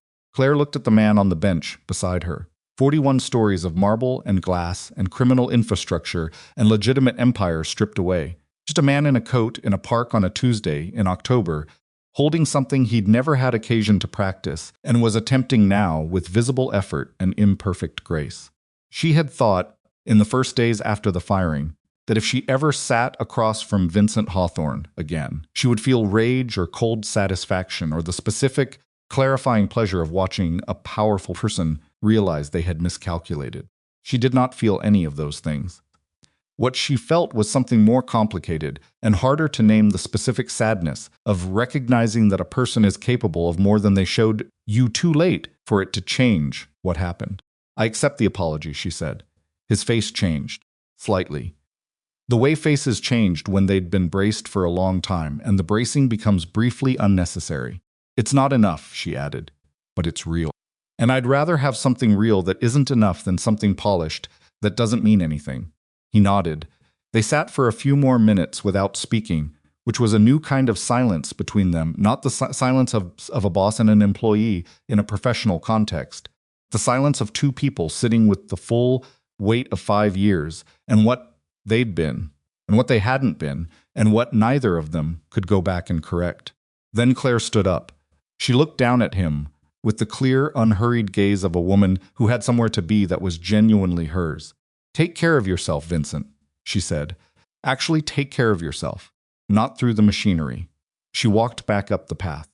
He watched her go until she turned the corner, and the amber trees absorbed her, and then he sat alone on the bench in Central Park on a Tuesday in October, and let the park be quiet around him, which was not something Vincent Hawthorne had done in longer than he could honestly say.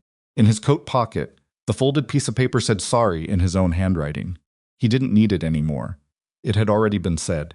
A sound like green wood splitting. It would take time, more time than the bench, more time than the apology, more time than the board meeting, and the operational review and the corrective restructuring for everything that came next to find its shape. But the thing that had needed to happen between them had happened on a park bench, without a script, without the building, in the plain October light. And walking away from it, with her hands in the pockets of her leaf-colored coat, Claire Holloway felt something she recognized only slowly because she hadn't felt it in years. Felt light. The board meeting was scheduled for 3 weeks out, but the first shot was fired 11 days after the bench. came in the form of a letter. Not an email, a letter, printed on heavy cream stock and hand-delivered by courier to Hawthorne Global's legal department at 9:14 on a Wednesday morning. It was from a firm representing Pavel Reston's interests, and it contained 5 paragraphs of precise, bloodless legal language that communicated, beneath the professional courtesy, a single devastating fact. Reston was suspending all active arrangements with Hawthorne Global pending a security review initiated by his own team, following what the letter described as a material deterioration in operational protocol standards. Charles Whitmore read it once standing in the hallway outside his office. Then he walked the full length of the building to Vincent's door. He didn't knock. He walked in, closed the door, and put the letter on the desk. Vincent read it. He read it a second time. He set it down. "How long does a suspension run?" he said. 30 days minimum, Charles said. "If he triggers the secondary review clause, 90. He pulled out the chair across from the desk and sat down with the careful deliberateness of a man who knew this was going to be a long conversation and wanted his knees to survive it. The secondary review clause allows his team to audit the operational security architecture of any Hawthorne Global function that interfaces with his accounts. If they audit and find deficiencies, which they will, because the Reston protocol is currently held together with institutional memory and manual workarounds, he has grounds to exit the entire arrangement." Vincent said nothing. "The arrangement," Charles continued, "covers 4 active channels, 12 million annually in the legitimate structure. The other number is significantly larger and does not appear in any documentation we can afford to have audited." "I know what the arrangement covers," Vincent said quietly. "Then you know that if Reston walks, it isn't an operational setback. It's a structural one." Charles folded his hands. "The kind that creates instability in the other arrangements. The kind that other people notice." Vincent stood up. He went to the window, the same 41-story view, the same indifferent city running below with no awareness of the specific weight of what was happening in this room. He stood there for a moment, with his hands at his sides, very still, the posture of a man doing mathematics in his head that he didn't like the answer to. "The protocol," he said. "The full Reston protocol. How much of it can we reconstruct?" "Dominic has been working on it since last week. He's recovered maybe 60% from memory and informal documentation. The rest," Charles paused. "The rest lives in Claire's notebooks. The ones in her apartment. Has anyone spoken to her?" "I spoke to Sandra Park yesterday," Charles said carefully. "Claire started full-time at Meridian on Monday." Vincent turned from the window. "That's not what I asked." "No," Charles said. "Nobody has spoken to her. Because speaking to her means asking her for something within 2 weeks of sitting on a bench and apologizing without conditions, and that is a specific kind of bad faith that I thought you'd want to avoid." Vincent looked at him. "I'm not telling you what to do," Charles said. "I'm telling you what it looks like." "What it looks like," Vincent repeated. "A sound like green wood splitting. It looks like the apology was a transaction. Like you knew you were going to went to the park first so you could need it later with a cleaner conscience." The words sat in the air between them. "Is that what you think I was doing?" Vincent said. Charles looked at him steadily for a long moment. He'd known this man for 15 years. He'd watched him make decisions that required a quality of cold precision that most people couldn't access, and he'd watched him make decisions that were wrong, in ways he'd later recognized without ever entirely understanding. He was not in the habit of reading Vincent Hawthorne incorrectly. "No," he said. "I don't think that's what you were doing." The bench was real. He stood up. "Which means what you do right now determines whether the bench stays real, or whether the Reston letter turns it into something else." He picked up his hat from the arm of the chair. "The board meeting is in 9 days," he said. "Before you decide anything about Claire, decide what you want to be when that meeting ends." He left. Vincent stood at his window for 11 minutes by the clock on his desk.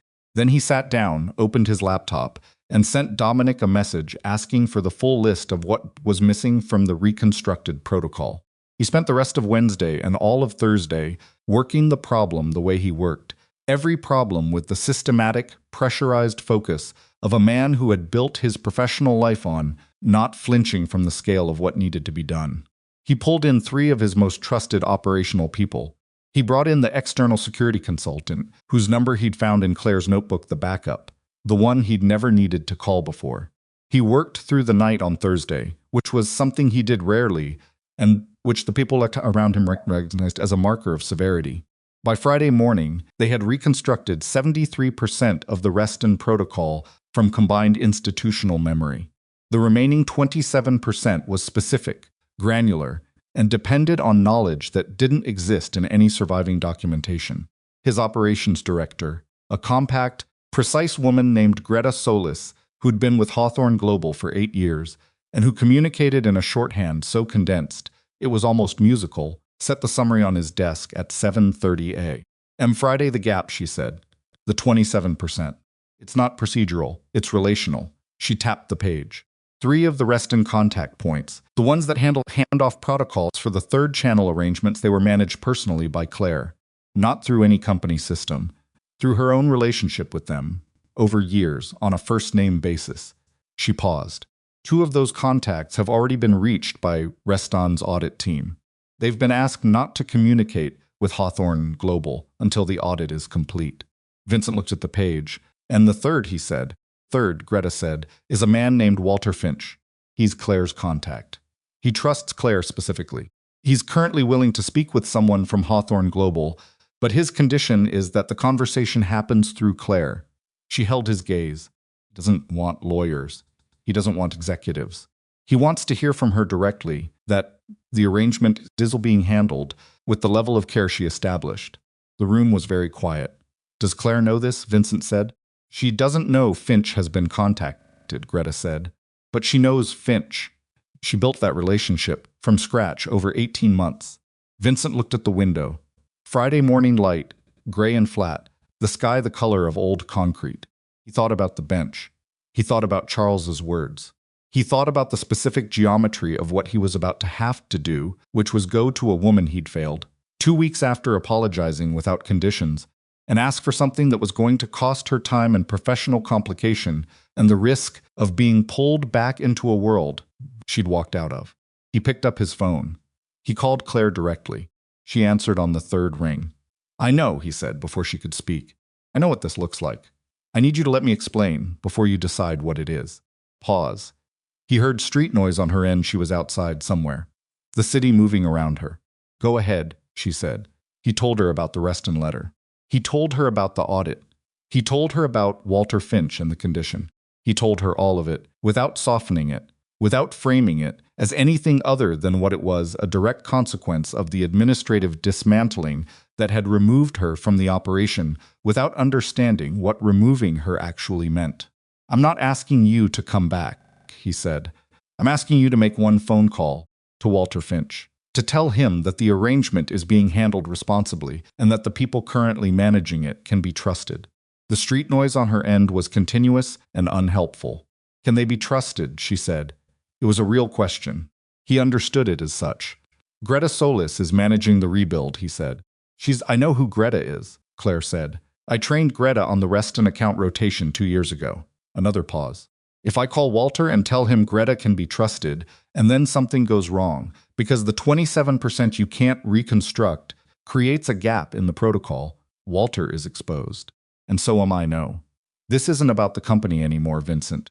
If Reston's people are auditing, and Walter is on their contact list, one wrong step puts Walter in a position he cannot afford to be in. I know that too. Then you understand why my answer might be no. The street noise filled the pause. A taxi horn somewhere.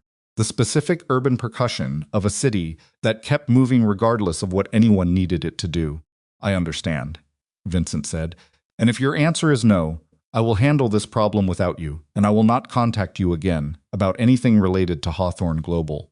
Another pause. What's the board meeting situation? She said. He told her about that too. The operational review, Madeline's reconstruction document. The corrective restructuring. The institutional knowledge preservation protocols that had been built partially from her notebooks. The fact that in 9 days he was going to walk into a room full of people who had invested significant money in Hawthorne Global and tell them that the organization's most significant operational failure in recent memory was a direct consequence of failing to understand the value of one person's work. But they're going to ask about the replacement strategy, he said. What we're doing to make sure this doesn't happen again. And what are you going to tell them? I don't know yet, he said.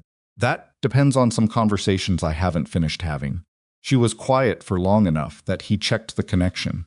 Claire, I'm here. Her voice was different now, not softer exactly, but more considered, the voice of someone doing real arithmetic rather than responding to the surface of things. Let me think about Walter Finch. I'll call you by end of day. Thank you. Don't thank me yet, she said. I haven't decided. She hung up. He put the phone down. Greta was still standing in the doorway, having maintained the specific professional stillness of someone pretending not to be part of a conversation they'd heard the half of. She'll think about it, Vincent said. Greta nodded once and left. He spent the rest of Friday morning on other work, the Marchetti contract, the quarterly projections, a call with an attorney about a property dispute in New Jersey that had been dragging for 6 months. He functioned. He always functioned. But somewhere below the surface of the functioning, there was a specific kind of tension, not the productive tension of a difficult problem he knew how to solve, but the uncomfortable tension of a problem whose solution depended on someone else's decision, and whose answer he had no ability to compel or purchase or engineer. At 4:47 p.m. Friday, his phone rang. Claire, I'll call Walter, she said, but I'm going to tell him exactly what the situation is. Not the managed version. The real version that there was a structural disruption, that the protocol has been partially reconstructed, and that Greta is competent and trustworthy and will have a complete operational briefing from me before she takes over the account relationship formally. A pause.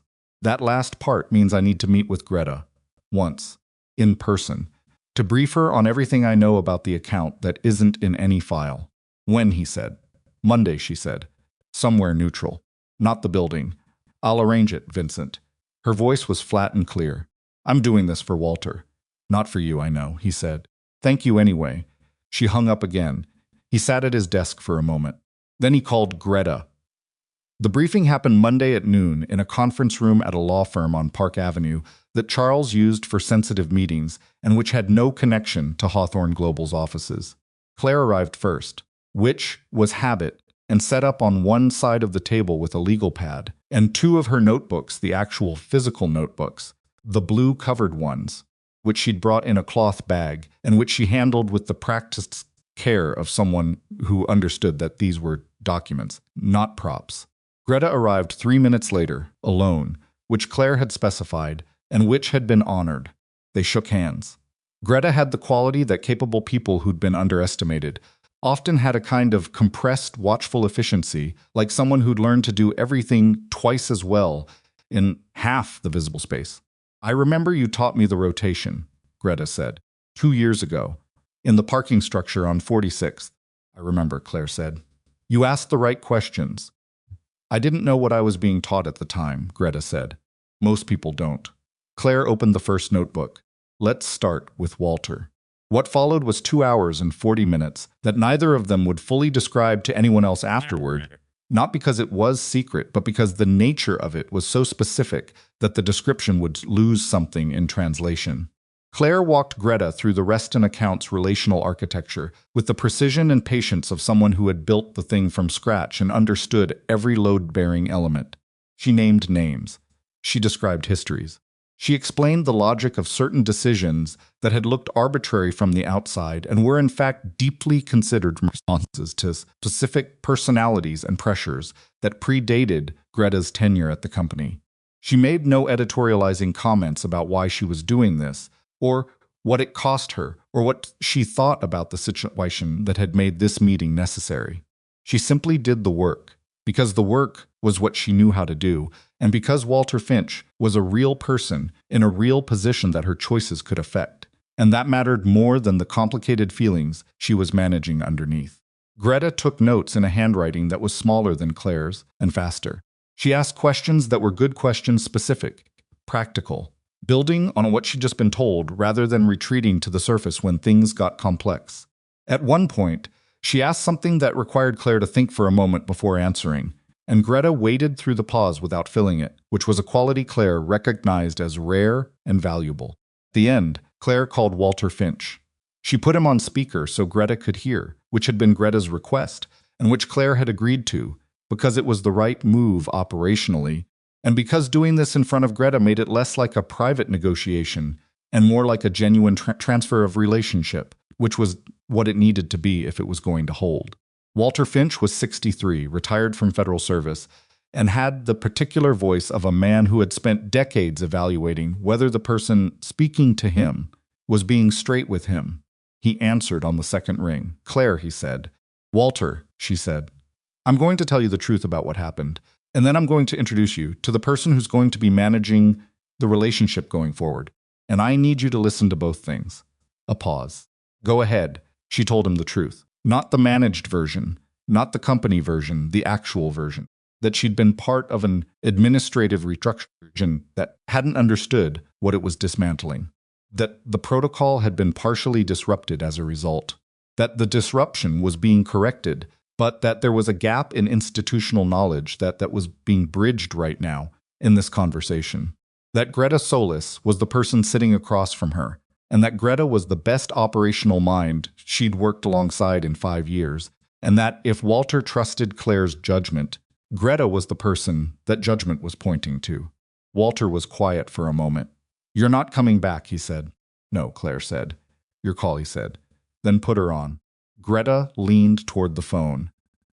40 minutes later, when the call ended, Walter Finch had agreed to an in-person meeting with Greta within the week and had communicated to Reston's team that his participation in the audit was voluntary and limited. Claire closed her notebooks. She put them back in the cloth bag. "The rest of what's in there," she said, "is not for Hawthorne Global." Greta looked at the bag. Understood. "If there are other gaps, I'll figure it out," Greta said. "You've given me enough to work from." She paused. "For what it's worth, the way you built this was very good. The structure of it, the relationships, the architecture." She said it simply, without sentiment, the professional's honest assessment. "It would have taken me 3 years to build this from scratch. Maybe 4. It took me 4.5, Claire said. They shook hands. Claire walked out of the Park Avenue law firm into the Monday afternoon. Her phone had 3 missed calls, one from Emily, one from Sandra Park, and one from a number she'd been given that morning by Sandra and hadn't yet saved. Potential program funder at an education nonprofit in Brooklyn who wanted to discuss a partnership. She called that one back first, walking west on 53rd because the afternoon was cold and clean, and because the future had a way of arriving faster than you expected when you stopped spending all your energy holding up someone else's present. The board meeting was 9 days away. In the offices of Hawthorne Global Holdings, the preparation for it consumed the better part of the week. Madeline's operational review was finalized and formatted. Corrective restructuring plan was written with Charles's input. And Vincent's direct revision, which meant it went through 4 drafts in 6 days and became progressively less defensive and more honest with each version. Because Vincent had decided that the board was going to get the accurate account of what had happened rather than the version that minimized blame, and that decision was its own kind of discipline.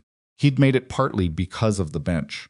Partly because of the Walter Finch call, which Greta had briefed him on Monday night, not the full content, but the fact of it, the way Claire had told the truth to a man who could have been lied to without consequence, and the fact that the truth had worked better than the lie would have.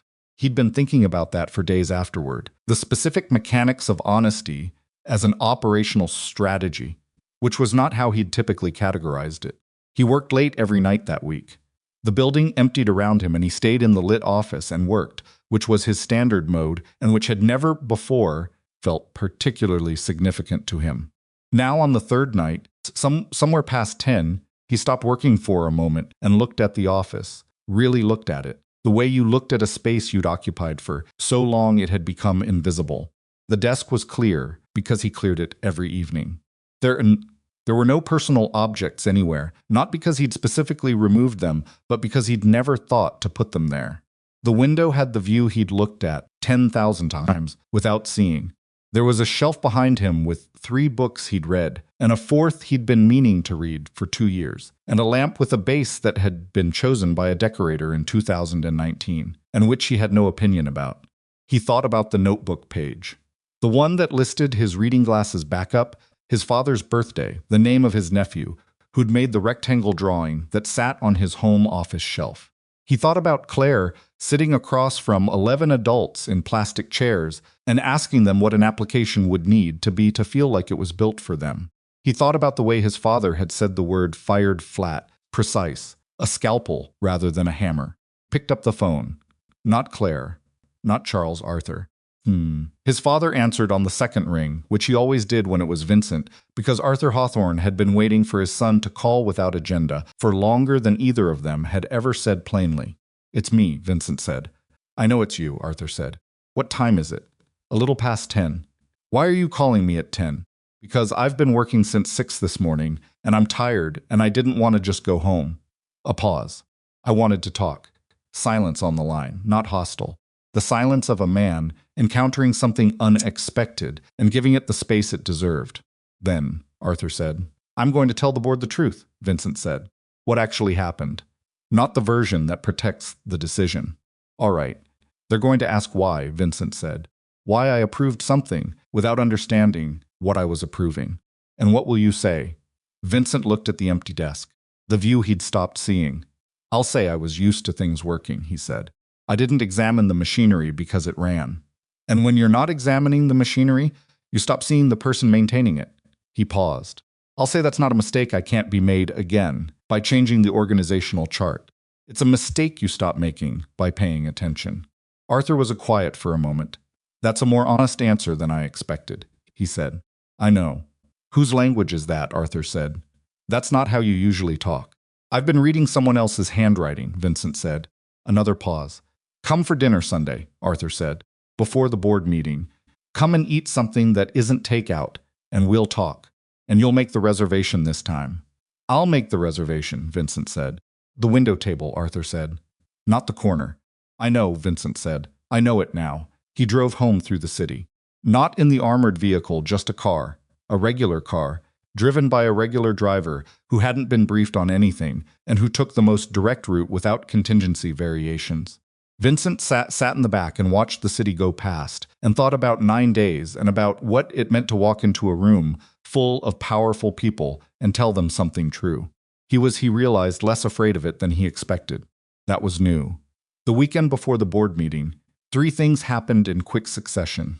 The first was the funder call that Claire had taken on Monday afternoon, which turned into a meeting on Thursday and a formal proposal request on Friday, which meant that the Meridian Employment Readiness Program, Claire's program, the one she'd revised in the first session by putting the curriculum on an empty chair and asking real questions, had attracted enough institutional attention to potentially double in size within its first 6 months of operation, which Sandra Park, in an email to Claire, as an unprecedented development that she attributed entirely to the quality of the program design, which was accurate.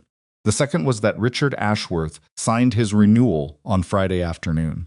Not because Hawthorne Global had sent a new dedicated contact, not because the platform had generated the right correspondence, but because Dominic Reyes had done what Dominic had picked up a phone, called Richard directly, and had what Dominic later described to Vincent as a real conversation. Richard had signed. He'd mentioned at the end of the call that he hoped whoever was now running administrative coordination had learned something from the past month. Dominic had said yes and had meant it. The third thing was a message that arrived in Claire's email on Saturday evening from an address she didn't recognize. But that resolved when she looked it up as belonging to an education policy organization on the West Coast that had apparently heard about the Meridian program through the Brooklyn Funder Network and wanted to discuss a consulting partnership. The email was 2 paragraphs and professional and contained, in the second paragraph, a sentence that Claire read 3 times before setting her phone down on her kitchen table and sitting quietly with it for a moment. "We're specifically interested in the institutional knowledge preservation model. You've been developing the methodology for identifying and protecting informal expertise within organizations that typically loses it through structural change." She had not named it that. She had not described it in those terms to anyone. But it was accurate. It was the thing she'd been doing, the thing she'd always done, now legible from the outside in language that gave it a frame she hadn't supplied herself. She sat in her kitchen on a Saturday evening and looked at the message and felt the particular quality of a moment in which something you've been becomes something you're recognized for, and the recognition fits without distorting the thing itself. She wrote back, briefly, professionally, saying she was interested and available to discuss the following week. She closed her laptop. She made tea. She looked at the photo of her parents outside the bookstore, still in the cardboard box on her bedroom floor. She hadn't hung it yet, hadn't found the right wall for it, that had been aware in the back of her mind that the right wall would make itself known when she arrived at it, rather than being decided in advance. Picked up the box. She carried it to the front room. There was a wall beside the window splitting, not large, not conspicuous, but with good light in the morning and a view that included the small park across the street where she'd started walking on her lunch breaks. She leaned the photo against the wall and stepped back and looked at it. Her father was laughing. Her mother was not looking at the camera but at him, the expression of a woman watching someone she loved being happy, which was a specific expression that you didn't perform, that only happened when you weren't thinking about how you looked. The bookstore was small. The sign above the door was handmade. The window had a display of paperbacks arranged without much commercial strategy and with considerable enthusiasm, and you could see from the way they were placed that whoever had arranged them cared deeply about the books and not very much about the sightlines. She put it on the wall. It looked right. Monday morning, board meeting day. Vincent Hawthorne wore the gray suit, not the charcoal. The gray which his father had told him once made him look like a man who was about to tell the truth. He didn't remember whether he'd believed that at the time. He was choosing to believe it now. The boardroom was on the 41st floor, a room designed to communicate exactly what it needed, to communicate about authority and consequence, with a long table of dark wood and windows on three sides that made you feel very high up and very exposed simultaneously. 15 people around the table, plus advisors. The chair of the board, a woman named Eleanor Marsh, who was 70, and had been doing this longer than most of the people in the room had been professionals, sat at the head and looked at everything with the patient. A sound like green wood splitting, measuring attention of a person who had learned that the first 5 minutes of any meeting told you almost everything you needed to know. Vincent sat at the other end. Madeline was present. Charles was present. Greta was present, which was new. She'd never been in a board meeting before, and she sat with her hands flat on the table and her expression exactly as composed as it needed to be. Eleanor opened the meeting the way she always did, efficiently, without ceremony, because ceremony was a way of filling space, and Eleanor Marsh had no patience for filled space. The operational review, she said. Let's hear it. Madeline presented first. She presented the full accounting, not the summarized version, not the platform-optimized version, but the honest document she'd produced on the Friday, after Vincent had asked for everything. She presented it with the steady, professional composure of a woman who had decided that the only way through the next 45 minutes was straight through the middle of it, and that the attempt to soften the findings would cost her more than the findings themselves. She didn't soften. When she finished, the room was quiet. Eleanor looked at the document summary in front of her, turned one page. Then she looked up. The administrative role, she said, the one that was eliminated. Walk me through what that role actually contained. Madeline opened her mouth. Not you, Eleanor said, without looking away from the document. Mr. Hawthorne. Every eye in the room turned to Vincent. He looked at Eleanor Marsh for a moment. Then he leaned forward slightly and put both hands on the table, flat, the posture of a man who is about to speak without notes, and has decided this is intentional rather than an oversight. Her name was Claire Holloway, he said.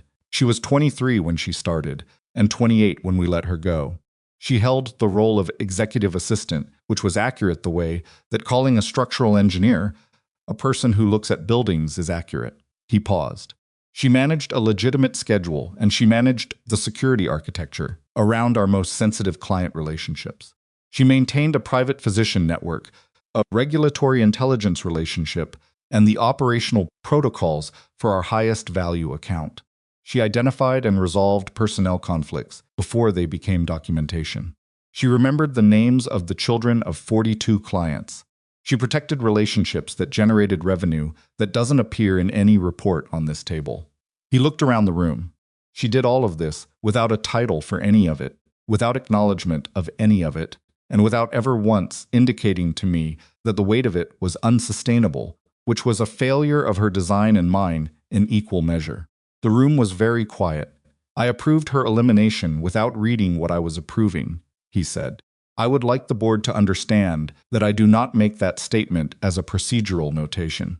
I make it as an accurate description of a failure of attention that I intend to spend the next several years not repeating. Eleanor Marsh looked at him. And the woman herself, Eleanor said. Is she available to return? No, Vincent said. She's building something of her own. She's not available, and I'm not asking a beat. Then what are you asking? Eleanor said.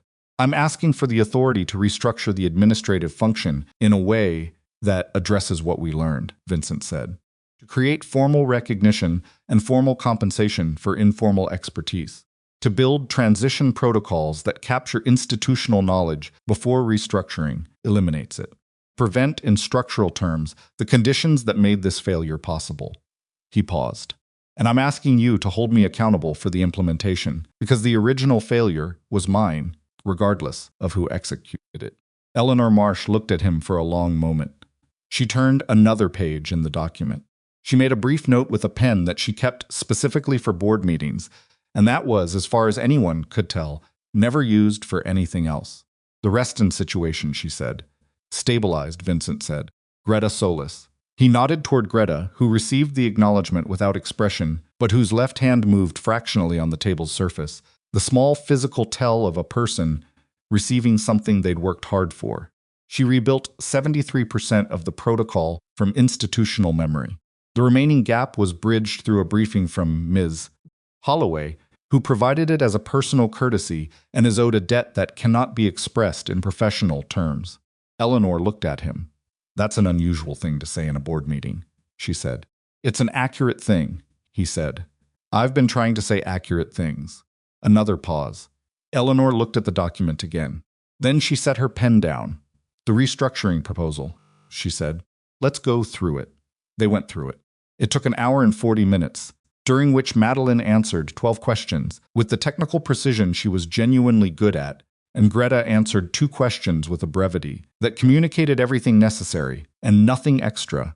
A sound like green wood splitting, and Charles 1 question about the legal framework of the institutional knowledge protocols with the unhurried thoroughness of a man who had written the section in question and therefore knew exactly where the load was.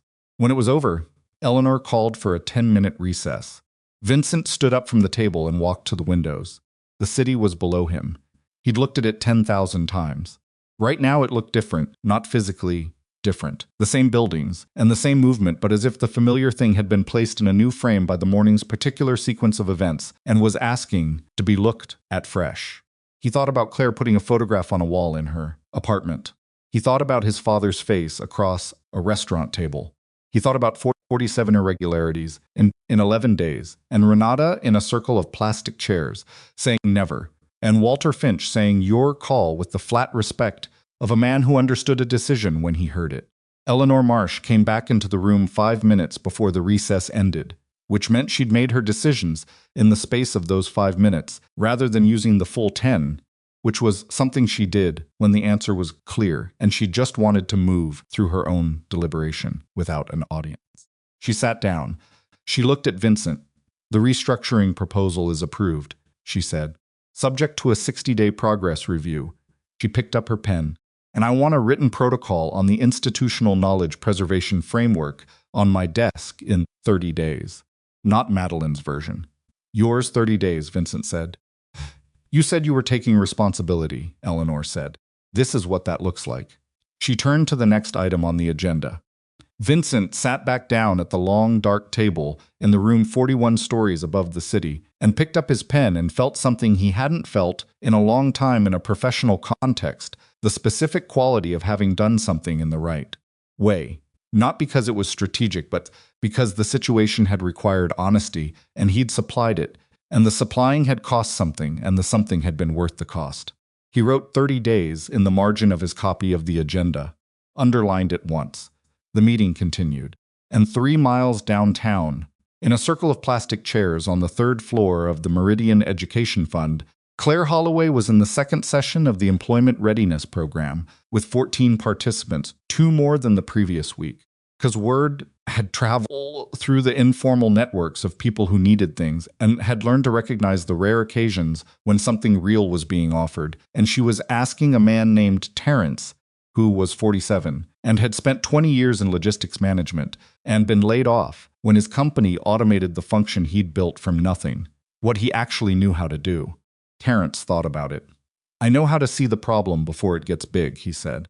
I can walk through any operation and find where the thing's going to break before it breaks. Claire looked at him. That's a skill, she said. A specific, valuable, rare skill. Have you ever called it that? Terrence looked at the floor for a moment. No, he said. Start there, Claire said. And outside the windows of the Meridian Education Fund, the November City moved with its permanent, pressured momentum taxis and delivery carts, and the dog still pulling at its leash, and the general indifferent machinery of 10 million people all needing things at the same time. And Claire Holloway sat in her circle of chairs and did the work that she had always known how to do, now finally aimed at the people who needed it most, and felt the particular quality of a life that had found its right shape, not perfectly, not without cost, but genuinely, in the way that things were genuine when they had been tested and had held. The board meeting was over. The next thing was beginning. The 30 days that Vincent Hawthorne had written in the margin of his board agenda and underlined once turned out to be the hardest 30 days of work he'd done in a decade. And he'd had decades that included federal inquiries, hostile acquisition attempts, and an 18-month stretch in his early 30s that he still didn't discuss in specifics with anyone alive. The difficulty wasn't technical. He was good at technical.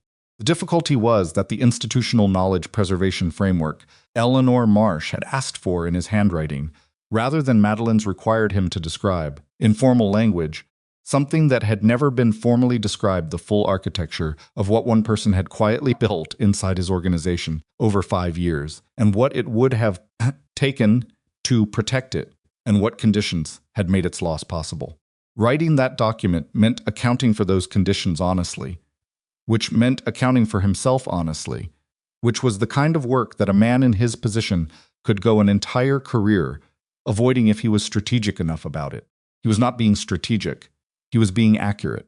The difference was costing him sleep. He wrote it in 4 drafts over 3 weeks, working nights at his home desk, with Claire's notebooks beside him, the ones she'd left, the ones he'd found in the drawer open to pages he'd bookmarked with torn strips of paper. He hadn't been able to bring himself to use the actual adhesive tabs, which seemed somehow like too permanent a claim on something that wasn't his. The notebooks weren't a source document for the framework. They were more like a standard, a way of measuring whether what he was writing was true or whether it was the professional version of true, which was different, and which he'd gotten very skilled at distinguishing over the past 6 weeks in ways he hadn't been before. On the 28th night, he finished the 4th draft and read it through once without stopping. Then he sat at his desk for a while in the quiet of the apartment. The rectangle drawing his nephew had made was visible on the shelf, the car that looked like a panicked rectangle, and he looked at it for a moment with the expression of a man who was allowing himself to think about something he usually kept in a peripheral position. He called his nephew next morning. The boy was 7 now and answered the phone with the loud confidence of a child who hadn't yet learned to modulate himself for other people's comfort, and who, said Uncle Vincent in a tone that suggested this was simply a good and unremarkable thing. They talked for 12 minutes, about school and a soccer game and a dog the boy wanted, and the specific injustice of being required to eat Brussels sprouts when he hadn't been consulted on the matter.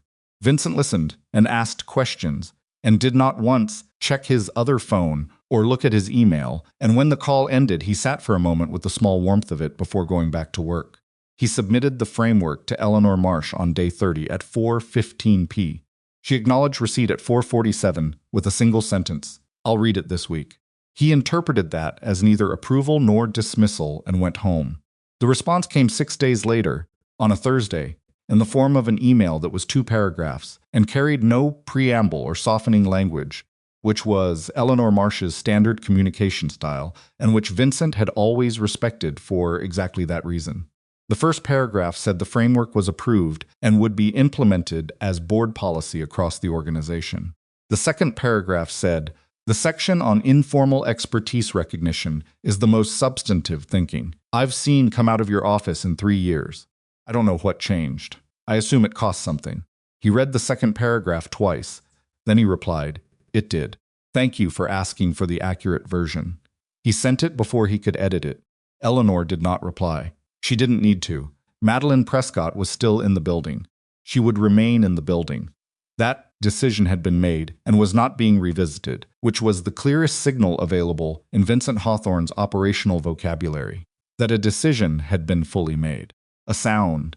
Her mandate had been formally restructured. She was no longer driving organizational design without direct oversight, and the restructuring work she continued was bounded by the transition audit protocol that the framework had established. She operated within those bounds with a discipline that was, if not graceful, at least genuine. She had stopped arguing about what the old system had been. She was working on what the new one needed to become. One afternoon, about 6 weeks after the board meeting, she appeared in Vincent's doorway without the folder she typically carried when she had something to present. He looked up. "I'm going to call Ashworth," she said. "Not for business. Just a call." Dominic said he mentioned a grandchild. Vincent looked at her for a moment. "Twins," he said. "Born in October, girls." Madeline nodded. She left. Be seen. He listened to her footsteps in the corridor and thought about what it cost a person like Madeline Prescott to learn something through failure rather than through intention, and whether the learning stuck differently that way, and decided he probably wasn't the right person to make that judgment given the circumstances.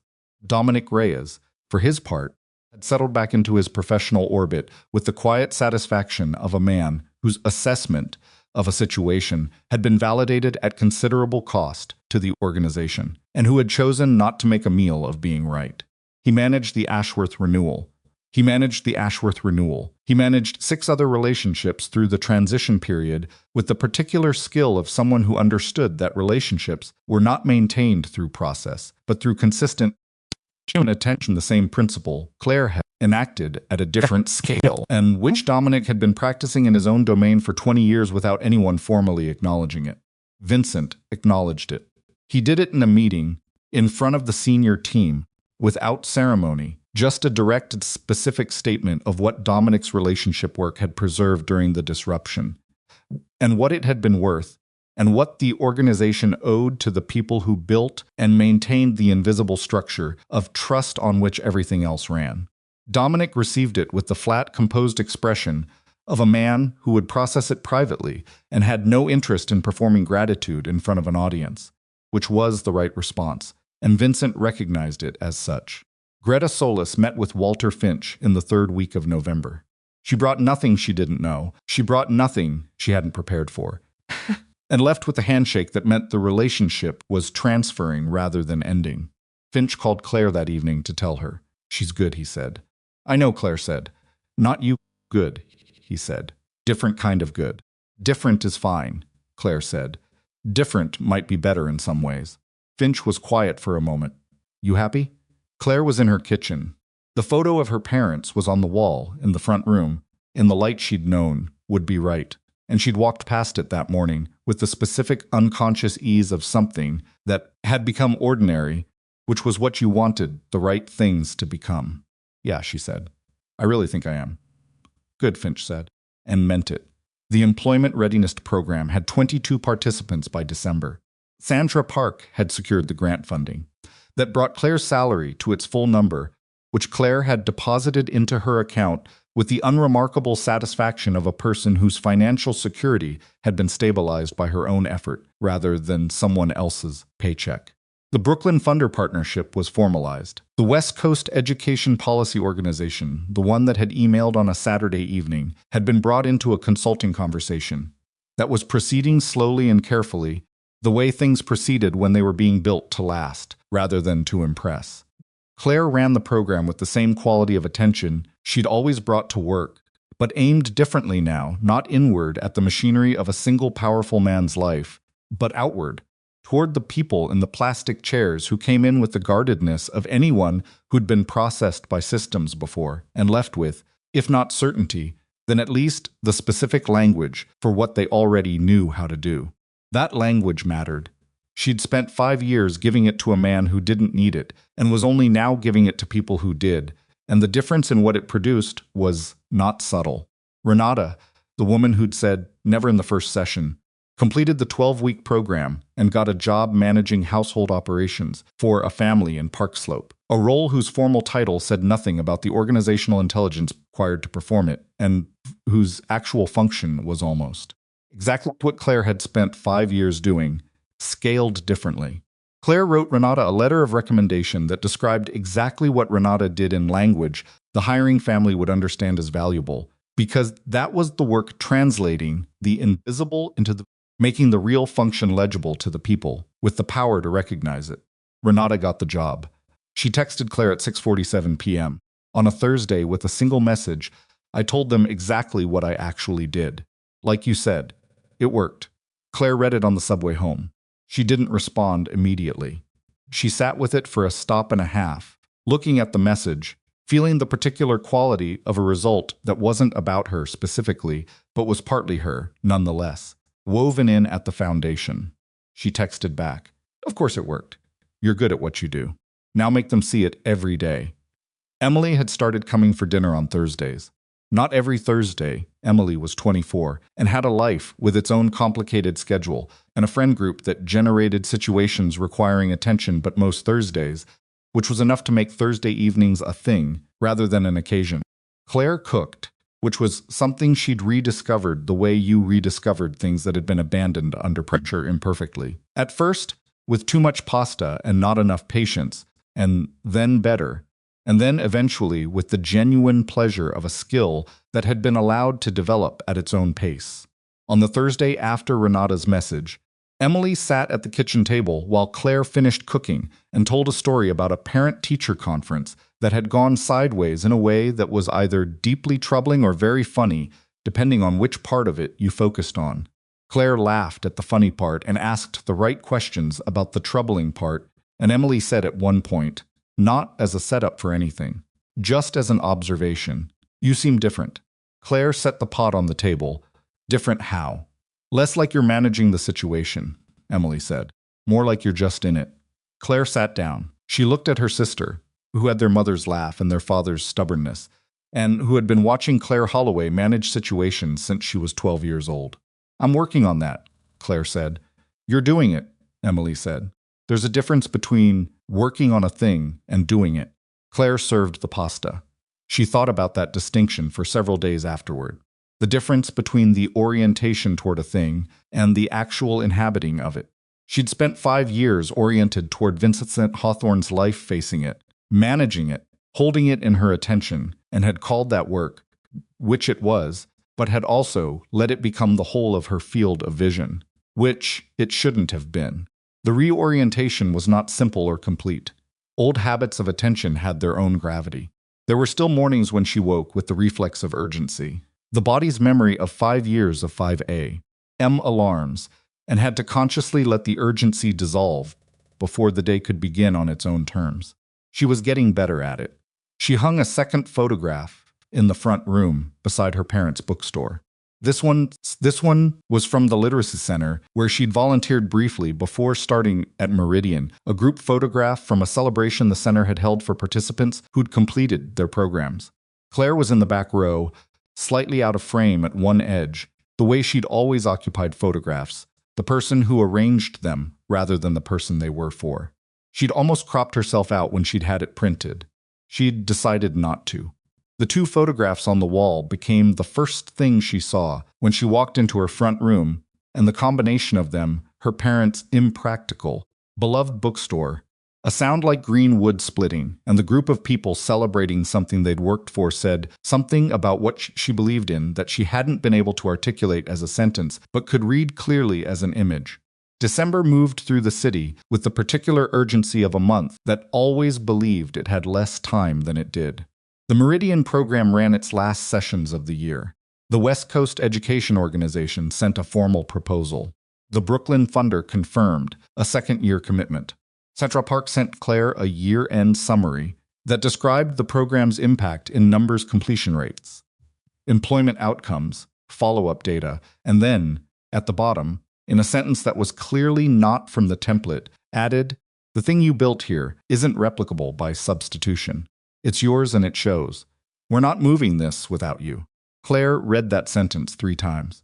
She thought about Charles Whitmore saying she was exercising leadership without ever receiving the title. She thought about the wall in her front room. She thought about the plastic chairs and Terence, who'd said, "I know how to see the problem before it gets big," and had needed someone to tell him that was a skill with a name. She wrote back to Sandra, "I'm not going anywhere. Let's build it bigger." It was December 19th when the envelope arrived.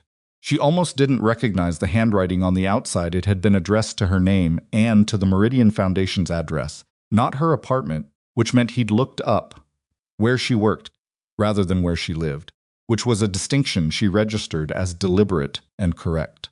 The envelope was cream-colored, heavyweight, the kind that communicated that what was inside it had been considered. There was no return address. She knew the handwriting from the notebooks she'd spent 5 years learning it in reverse, transcribing things for Vincent when his handwriting outpaced his assistant's, back when she had been his assistant, back before the cardboard box in the sideways rain. She opened it at her desk, in the office she'd been given at Meridian, small, with a window that overlooked an air shaft, which she'd made acceptable with a plant she was managing not to kill, and a small lamp that Gerald from the Hawthorne Global lobby had given her as a going-away present when she'd stopped in to say goodbye 3 weeks after the firing, because she'd wanted to say goodbye to the people who deserved it, even if the people at the top of the building hadn't merited the effort. The letter was handwritten, 3 pages, which was longer than she'd expected, from a man whose professional communications ran to 3 sentences maximum. She recognized the deliberate effort in that length. The fact of 3 pages was itself a message. The message being that what followed had not been economized. She read it. He began by not apologizing again, which was the right choice. He'd apologized on the bench, in the park, in the October light, and repeating it would have reduced it. Instead, he began with a fact. The Institutional Knowledge Preservation Framework had been approved and implemented as board policy. He described what that meant practically, that every administrative and support function at Hawthorne Global was now subject to a transition audit before any restructuring, a sound like green wood splitting, that informal expertise had to be documented and compensated before it could be reorganized away, that the people who did the work that didn't appear on organizational charts now had a formal mechanism through which that work could be seen. He did not describe this as making things right. He described it as what the situation required, which was different, because making things right implied a restoration of a prior state, and he understood now that there was no prior state to restore, only the present, which had to be built from what the past had revealed. He wrote about the notebooks, not sentimentally, not in the language of a man who had discovered feelings and was now deploying them, but with the specific, honest accounting of someone describing what a thing had cost him to understand. He wrote that reading them had been the closest he'd come in 20 years to understanding the full scope of what he'd been responsible for, not in the professional sense, but in the human one. He wrote that the notebooks had made visible something he'd experienced for 5 years as simply the way things worked, and that the moment it became visible was the moment he understood what it meant to have confused reliability for permanence and permanence for something he was owed. He didn't use the word grateful. The word he used was indebted, which was a different word and carried a different weight, not the warmth of gratitude, but the sober acknowledgement of something owed that could not be fully repaid, which was more honest about what it actually was. He wrote about his father. He wrote that Arthur Hawthorne had asked after Claire twice since October, and that he'd answered honestly both times, which it had produced 2 of the more useful conversations he'd had with his father in the past decade. A sound-ringing wood splitting, which was not a ringing endorsement of his relationship with his father, but was an accurate description of its current state and the direction it was moving. He wrote about Sunday dinners. He'd been going. Not every week, but regularly enough that it was no longer an event requiring logistics, and had become simply a thing that happened, which was what regular things were supposed to feel like, and which he'd lost the template for, sometime in his mid-30s, and was now, imperfectly and with occasional backsliding, trying to recover. The second page turned to the work she was doing at Meridian, about which he'd apparently learned more than she'd told him, which meant Sandra Park and Charles Whitmore moved in overlapping circles in ways she was going to have to accept as a feature of New York, rather than an invasion of her professional privacy.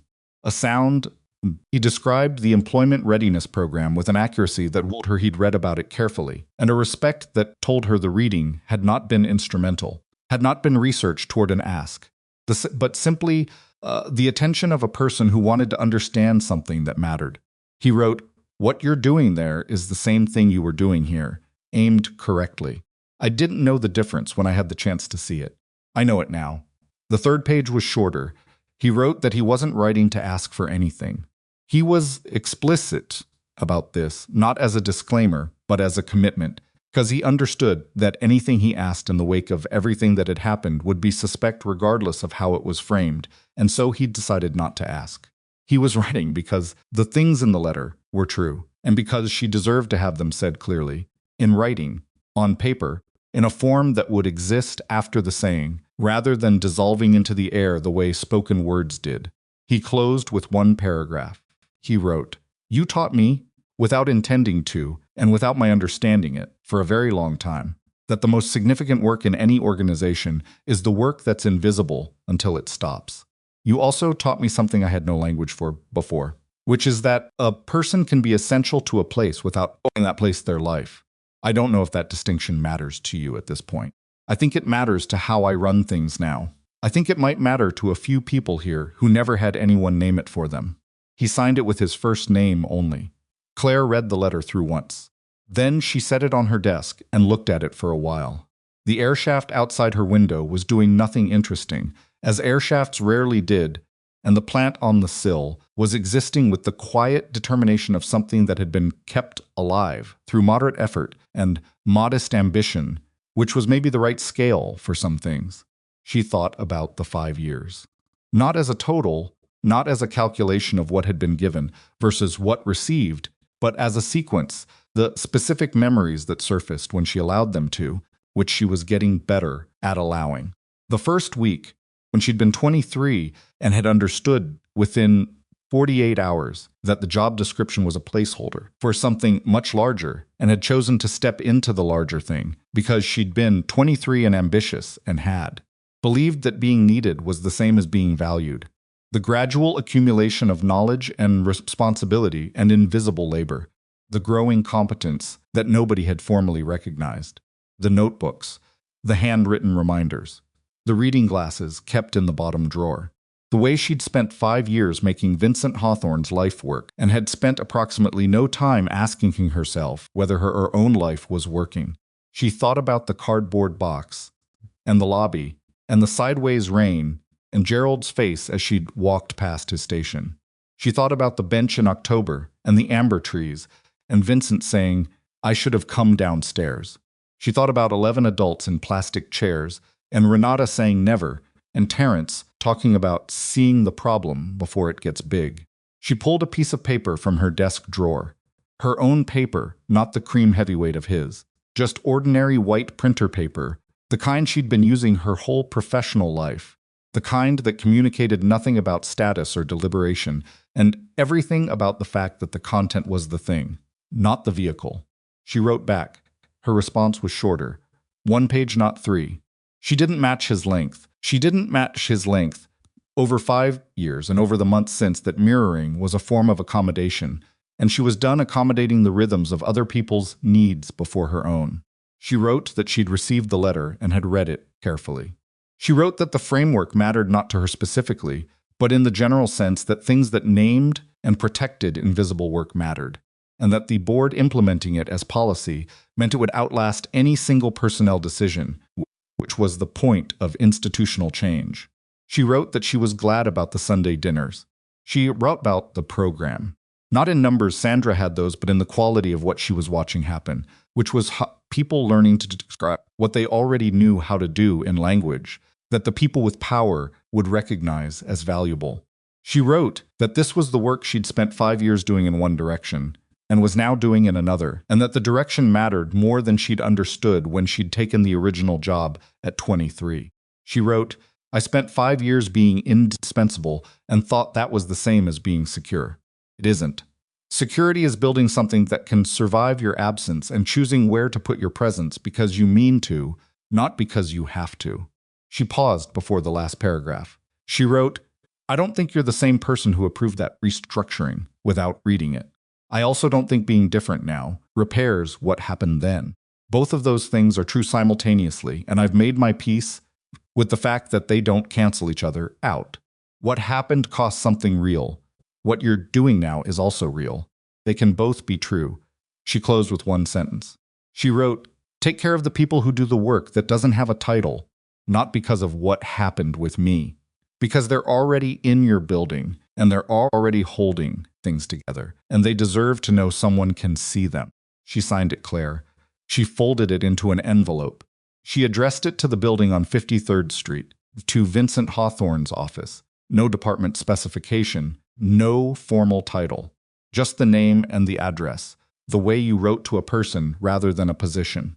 She put a stamp on it and walked it down to the mailbox on the corner herself, because some things you handed to someone and some things you put in the mail and trusted to the distance, and this was a letter that needed the distance. She dropped it in. She walked back through the December cold with her hands in her pockets, breathing the specific air of a city in the weeks before the year ended the cold that came off the water, the particular collective hum of several million people doing the final accounting of a year, what it had cost them and what it had produced, and whether those numbers balanced. They didn't always. Often they didn't. But you did the accounting anyway, because the accountant alternative was to move through time without examining it, and she'd done enough of that. Christmas came. She went to Emily's. Their aunt drove down from Connecticut, and their cousin called from California, and there was too much food in an apartment that was too small for the number of people who'd decided to be in it, and Claire sat at a crowded table and ate, and didn't tend, and laughed at the right moments, and felt, without performing it, the specific warmth of belonging to a group of people whose presence in her life was not contingent on her usefulness. She thought briefly, sitting at that table, about Vincent Hawthorne's Christmas, whether he went to Arthur's, whether the Sunday dinners had normalized enough that the holiday version was simply an extension of the regular rather than an event requiring logistics. She hoped it was. She hoped Arthur had the window table. She let the thought pass without holding it, the way she was learning to let certain thoughts pass, acknowledged, released, done. January arrived the way it always did, abruptly, and with an energy that was partly genuine renewal and partly collective performance of renewal, but which she decided to accept at face value, because the distinction didn't practically matter, and acceptance cost less than skepticism. The program's second session cycle started on January 8th, 31 participants. Sandra had hired 2 additional part-time facilitators based on the first cycle's outcomes, and Claire had spent December training them not from a manual, because the manual didn't exist yet, which was a problem she was going to address in February, because the thing needed to be documentable if it was going to survive her absence, and it needed to survive her absence, because that was the point of building something, rather than just running something. On the first day of the second cycle, she walked into the room before the participants arrived and looked at the circle of chairs. 31 chairs this time, which meant they'd had to reconfigure the room to fit them, and the resulting arrangement was slightly less orderly than the first cycles, with one chair that was unavoidably crooked and one that was too close to the wall for comfort. She left them as they were. The room was not a performance of readiness. It was just a room where people came to figure out what they knew how to do. She sat in her chair at the edge of the circle, not the teacher's position, not the center, just the edge, and waited for people to walk in. Greta Solis called in February. Not about Reston. Reston was stable. The protocol was solid. Walter Finch had introduced Greta to the 2 contacts who'd been quarantined during the audit, and both of those relationships had been cautiously reestablished over the past 3 months. Greta was calling about something else. I want to understand what you built, Greta said. Not for Hawthorne Global. For myself. The methodology, how you identified what needed to be preserved, how you maintained informal knowledge in a way that was reliable without formalizing it into something dead. She paused. I'm working on a protocol for 3 other accounts. I want to do it right. Claire thought about the West Coast Education Organization's email, the one that had described what she'd been building as an institutional knowledge preservation model. "Come to Meridian," Claire said. "I'll show you the training materials I've been building for the new facilitators. They're not corporate, but the underlying framework is the same. Knowledge preservation is knowledge preservation regardless of the context." Greta came the following Tuesday.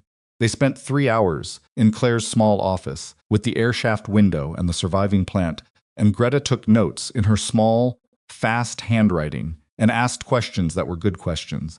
And at the end she said, "This is formalizable, the whole framework. You could publish this, I know," Claire said. "Are you going to?" "I'm thinking about it." She was thinking about it. A manual, maybe. Something between a training document and a professional text. The kind of thing that described informal expert preservation in language rigorous enough to be taken seriously by organizations that didn't think they needed it until they'd lost it. She'd been making notes in the margins of a new notebook, black-covered, purchased from a stationery store on 23rd Street on a lunch break. The notes were rough and provisional, and sometimes contradicted each other, which was the sign of thinking that was still in process, and she was letting it be in process, instead of forcing it to a conclusion before it was ready. She was learning to do that, to let things be unfinished until they were actually finished, rather than closing them prematurely because the incompleteness was uncomfortable. It was harder than it sounded. 5 years of managing other people's urgencies had built a reflex for resolution that didn't always serve her own work, which required the patience to stay in the question. She was staying in the question. March came. The program was running at capacity, was 40 pages of working draft. The West Coast partnership had been formalized into a consulting arrangement that brought Claire to California once a quarter. A sound like greenwood splitting, which she'd approached with the specific excitement of a person who had spent 5 years managing other people's travel and had done approximately none of her own. The first trip she took a window seat. She looked at the country from above for 4 hours with the quiet private delight of someone's seeing something familiar from a new angle. She bought a book in the airport and read it on the plane. The whole thing, cover to cover, which she hadn't done on a flight in 5 years, because flights had always been working time. It was a good book. She didn't remember the title by the time she landed, which seemed right. Not every experience needed to be archived. Arthur Hawthorne came to a Meridian event in April. He had not been invited by Claire. He had not been invited by Vincent. He had apparently heard about the program from a friend of his, some connection in the New York philanthropic ecosystem, whose existence Claire didn't bother to trace, and had asked if he could attend an information session, and Sandra had said yes, because Arthur Hawthorne's name on a donor prospect list was not something a nonprofit said no to. And because Sandra was a pragmatic woman who ran a good organization and knew the difference between purity and effectiveness. Claire was running the session when he arrived. She looked up when the door opened and saw a 68-year-old man with a familiar jaw and dark eyes moving carefully into the room with the deliberate walk of someone managing a body that was giving him more feedback than he appreciated, and she understood immediately who he was and chose not to visibly react, which was a skill she'd developed over 5 years of absorbing surprises in professional contexts. He sat in the back. He listened. He watched the way she ran the room, the circle of chairs, the real questions, the patience with which she stayed in a participant's answers. Rather than moving to the next thing, the specific quality of attention she gave each person that made the whole room feel attended to. He sat there for 90 minutes and watched her work. Afterward, he waited, while she spoke with participants who had questions. He waited with the patience of a man who decided this particular wait was worth it. When the room was mostly empty, he walked over. "Miss Holloway," he said. She looked at him. He was shorter than she'd expected from what she knew of him, or maybe it was just that the frame she'd had for him was built from his son's description rather than direct observation. And the two didn't quite match. "Mr. Hawthorne." She said. "Arthur," he said. "Please." He looked around the room, at the circle of chairs being stacked by a participant who'd stayed to help, at the table of materials, at the air of a thing that had been genuinely used and was better for it. "This is good work." "Thank you," she said. "I mean it in a specific way," he said. Not as a compliment, as an observation. He looked at her directly. "You know what good work looks like from the inside. This is it. She looked at him. There was something in the directness of it, the way it wasn't softened or elaborated, just placed there and left to be what it was, that was recognizably a family quality, though differently inflected. "How is he?" she said. Arthur considered the question with the honesty of a man who didn't minimize things. "Different," he said, paying attention in ways he wasn't, reading things before he signs them. A pause, the driest possible pause. "He remembered my birthday in February, called me himself, 3 days early. No prompting from anyone." Claire felt something, not the old ache of it, nothing that complicated, but something simpler, the satisfaction of a consequence that had found its right form, the way things sometimes did when the truth had enough room to work. "Good," she said. "He's not going to say it again," Arthur said. Apology. "He's done saying it. Now, he's just doing the things that are different." He met her eyes. "I thought you'd want to know the difference was real." "I believe you," she said. Arthur nodded once. He put on his coat slowly, methodically, the way you dressed when your body required negotiation rather than simple compliance. He buttoned it. "If the program needs board representation from outside the sector," he said, making it deliberately casual, almost offhand, "I have some time." Claire looked at him. "I need to talk to Sandra," she said. "Of course," he said. "That's how things should work." He left.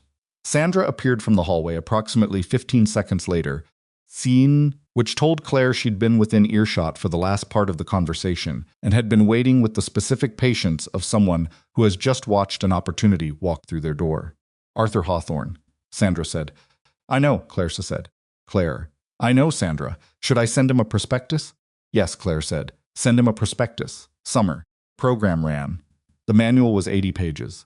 Claire presented at a conference in Chicago on informal expertise and organizational resilience, which was terrifying in the way that standing in front of 200 professionals and describing your own methodology always was, and which was also the most honest, professional conversation she'd had in a room that size, because she was describing something real rather than selling something aspirational. People asked good questions. She answered them directly, including "I don't know yet" for the ones that she didn't know the answer to, which was something she'd learned, that "I don't know yet" was a complete sentence and often the most useful one available. The manual got a publisher. Small academic press, not commercial, which was exactly right, because the audience was institutions, and the people who built and ran them, not the general reader. The manuscript was due in October. She worked on it in the mornings before program sessions in her small office, the plant now large enough to require a bigger pot, the lamp still there from Gerald, the 2 photographs visible from her desk if she turned around to look, which she sometimes did. Not as a practice or a ritual, just as the thing you did when the photo was there and you were in the room, you looked at it and it said something to you, and you went back to work. Vincent's letter reached her in September. She recognized the handwriting before she registered the return address, which he'd included this time just his name and the building's address, the way she'd addressed hers to him the previous December. She opened it at her desk. It was 1 page. Short. She understood from its length that he'd learned something about not explaining himself past the necessary point. He wrote that the framework had completed its first full year of implementation. He wrote that 3 administrative restructuring proposals had been reviewed under the transition audit protocol, and 2 had been modified before implementation as a result of what the audits revealed. He wrote that a junior logistics coordinator named Priya Mehta had been identified through the informal expertise mapping one process as the operational backbone of an entire supply chain function that had previously appeared on no chart and had been promoted and compensated accordingly. He wrote that Priya had apparently cried in the meeting where this was communicated, a sound like green wood splitting, which was information he included with a brevity that told her he'd thought about whether to include it, and had decided it was the most important detail in the whole paragraph. He wrote that the Sunday dinners were ongoing. He wrote that his nephew's soccer team had won a tournament in August and that he'd been there, which he mentioned briefly and without elaboration, which made it land harder than it would have if he'd explained it. He closed with, "I read your piece in the Organizational Resilience Conference proceedings. You called the thing you built at Meridian a knowledge-centered care practice. I've been thinking about that phrase for 3 weeks. It's the right phrase for a lot of things I never named. No signature this time. Just the date. Written in the top right corner the way he'd always dated documents. The habit of a man who believed in locating things in time. Claire read it. She sat with it for a moment. Then she set it in her desk drawer, in the folder where she kept things she was going to keep the photographs. Renata's text message printed and folded, a note from a participant in the last program cycle who'd written in careful, deliberate handwriting. You made me feel like what I know matters. I didn't feel that before. She closed the drawer. Outside the air, shaft window, September was doing what September did, burning off the last of summer with the bright, decisive quality of a month that knew what it was doing and was not sentimental about the transition. Pigeon landed on the ledge outside, performed a brief audit of the available surface, and departed. Claire opened her laptop. She had a program session at 2, a manuscript note to respond to at 4, a call with the California organization at 5, Emily on Thursday. Sandra had mentioned coffee tomorrow morning to talk about the second-year expansion, which was going to require a conversation about staffing and space and the specific question of what happened to a program when it outgrew its original room. She opened the manuscript. Chapter 7, the one about transition audits and the specific methodology for making informal knowledge visible before it was inadvertently destroyed. She'd been working on this chapter longest, returning to it with revisions, because it was the hardest one to write, not technically, but in the way that things were hard when they required you to describe, with professional precision, the exact mechanism of a thing that had cost you personally before it became professionally legible. She wrote a sentence, read it, changed one word, read it again. It was right. She kept going. Across the city, in an office, 41 floors above Manhattan marble, Vincent Hawthorne was in a meeting that he was running with, by all observable measures, complete authority and competence. But under the table, his right hand rested on a folded piece of paper, her last letter, the one from December, the one he'd read more times than he was going to account for, accurately even to himself. Not as a talisman, nothing that symbolic, just as a reminder. Kind you kept in a pocket rather than on a wall, because it wasn't for display. Because some things you learned from, you kept private, not because they were shameful, but because they were yours, the specific, unglamorous knowledge of what you'd failed at, and what it had taken to understand the failure, and what the understanding was still, daily, requiring of you. He had not become a different man. He'd become a more honest version of the one he'd always been, which was both less and more than a transformation. Less dramatic, more durable. The meeting continued.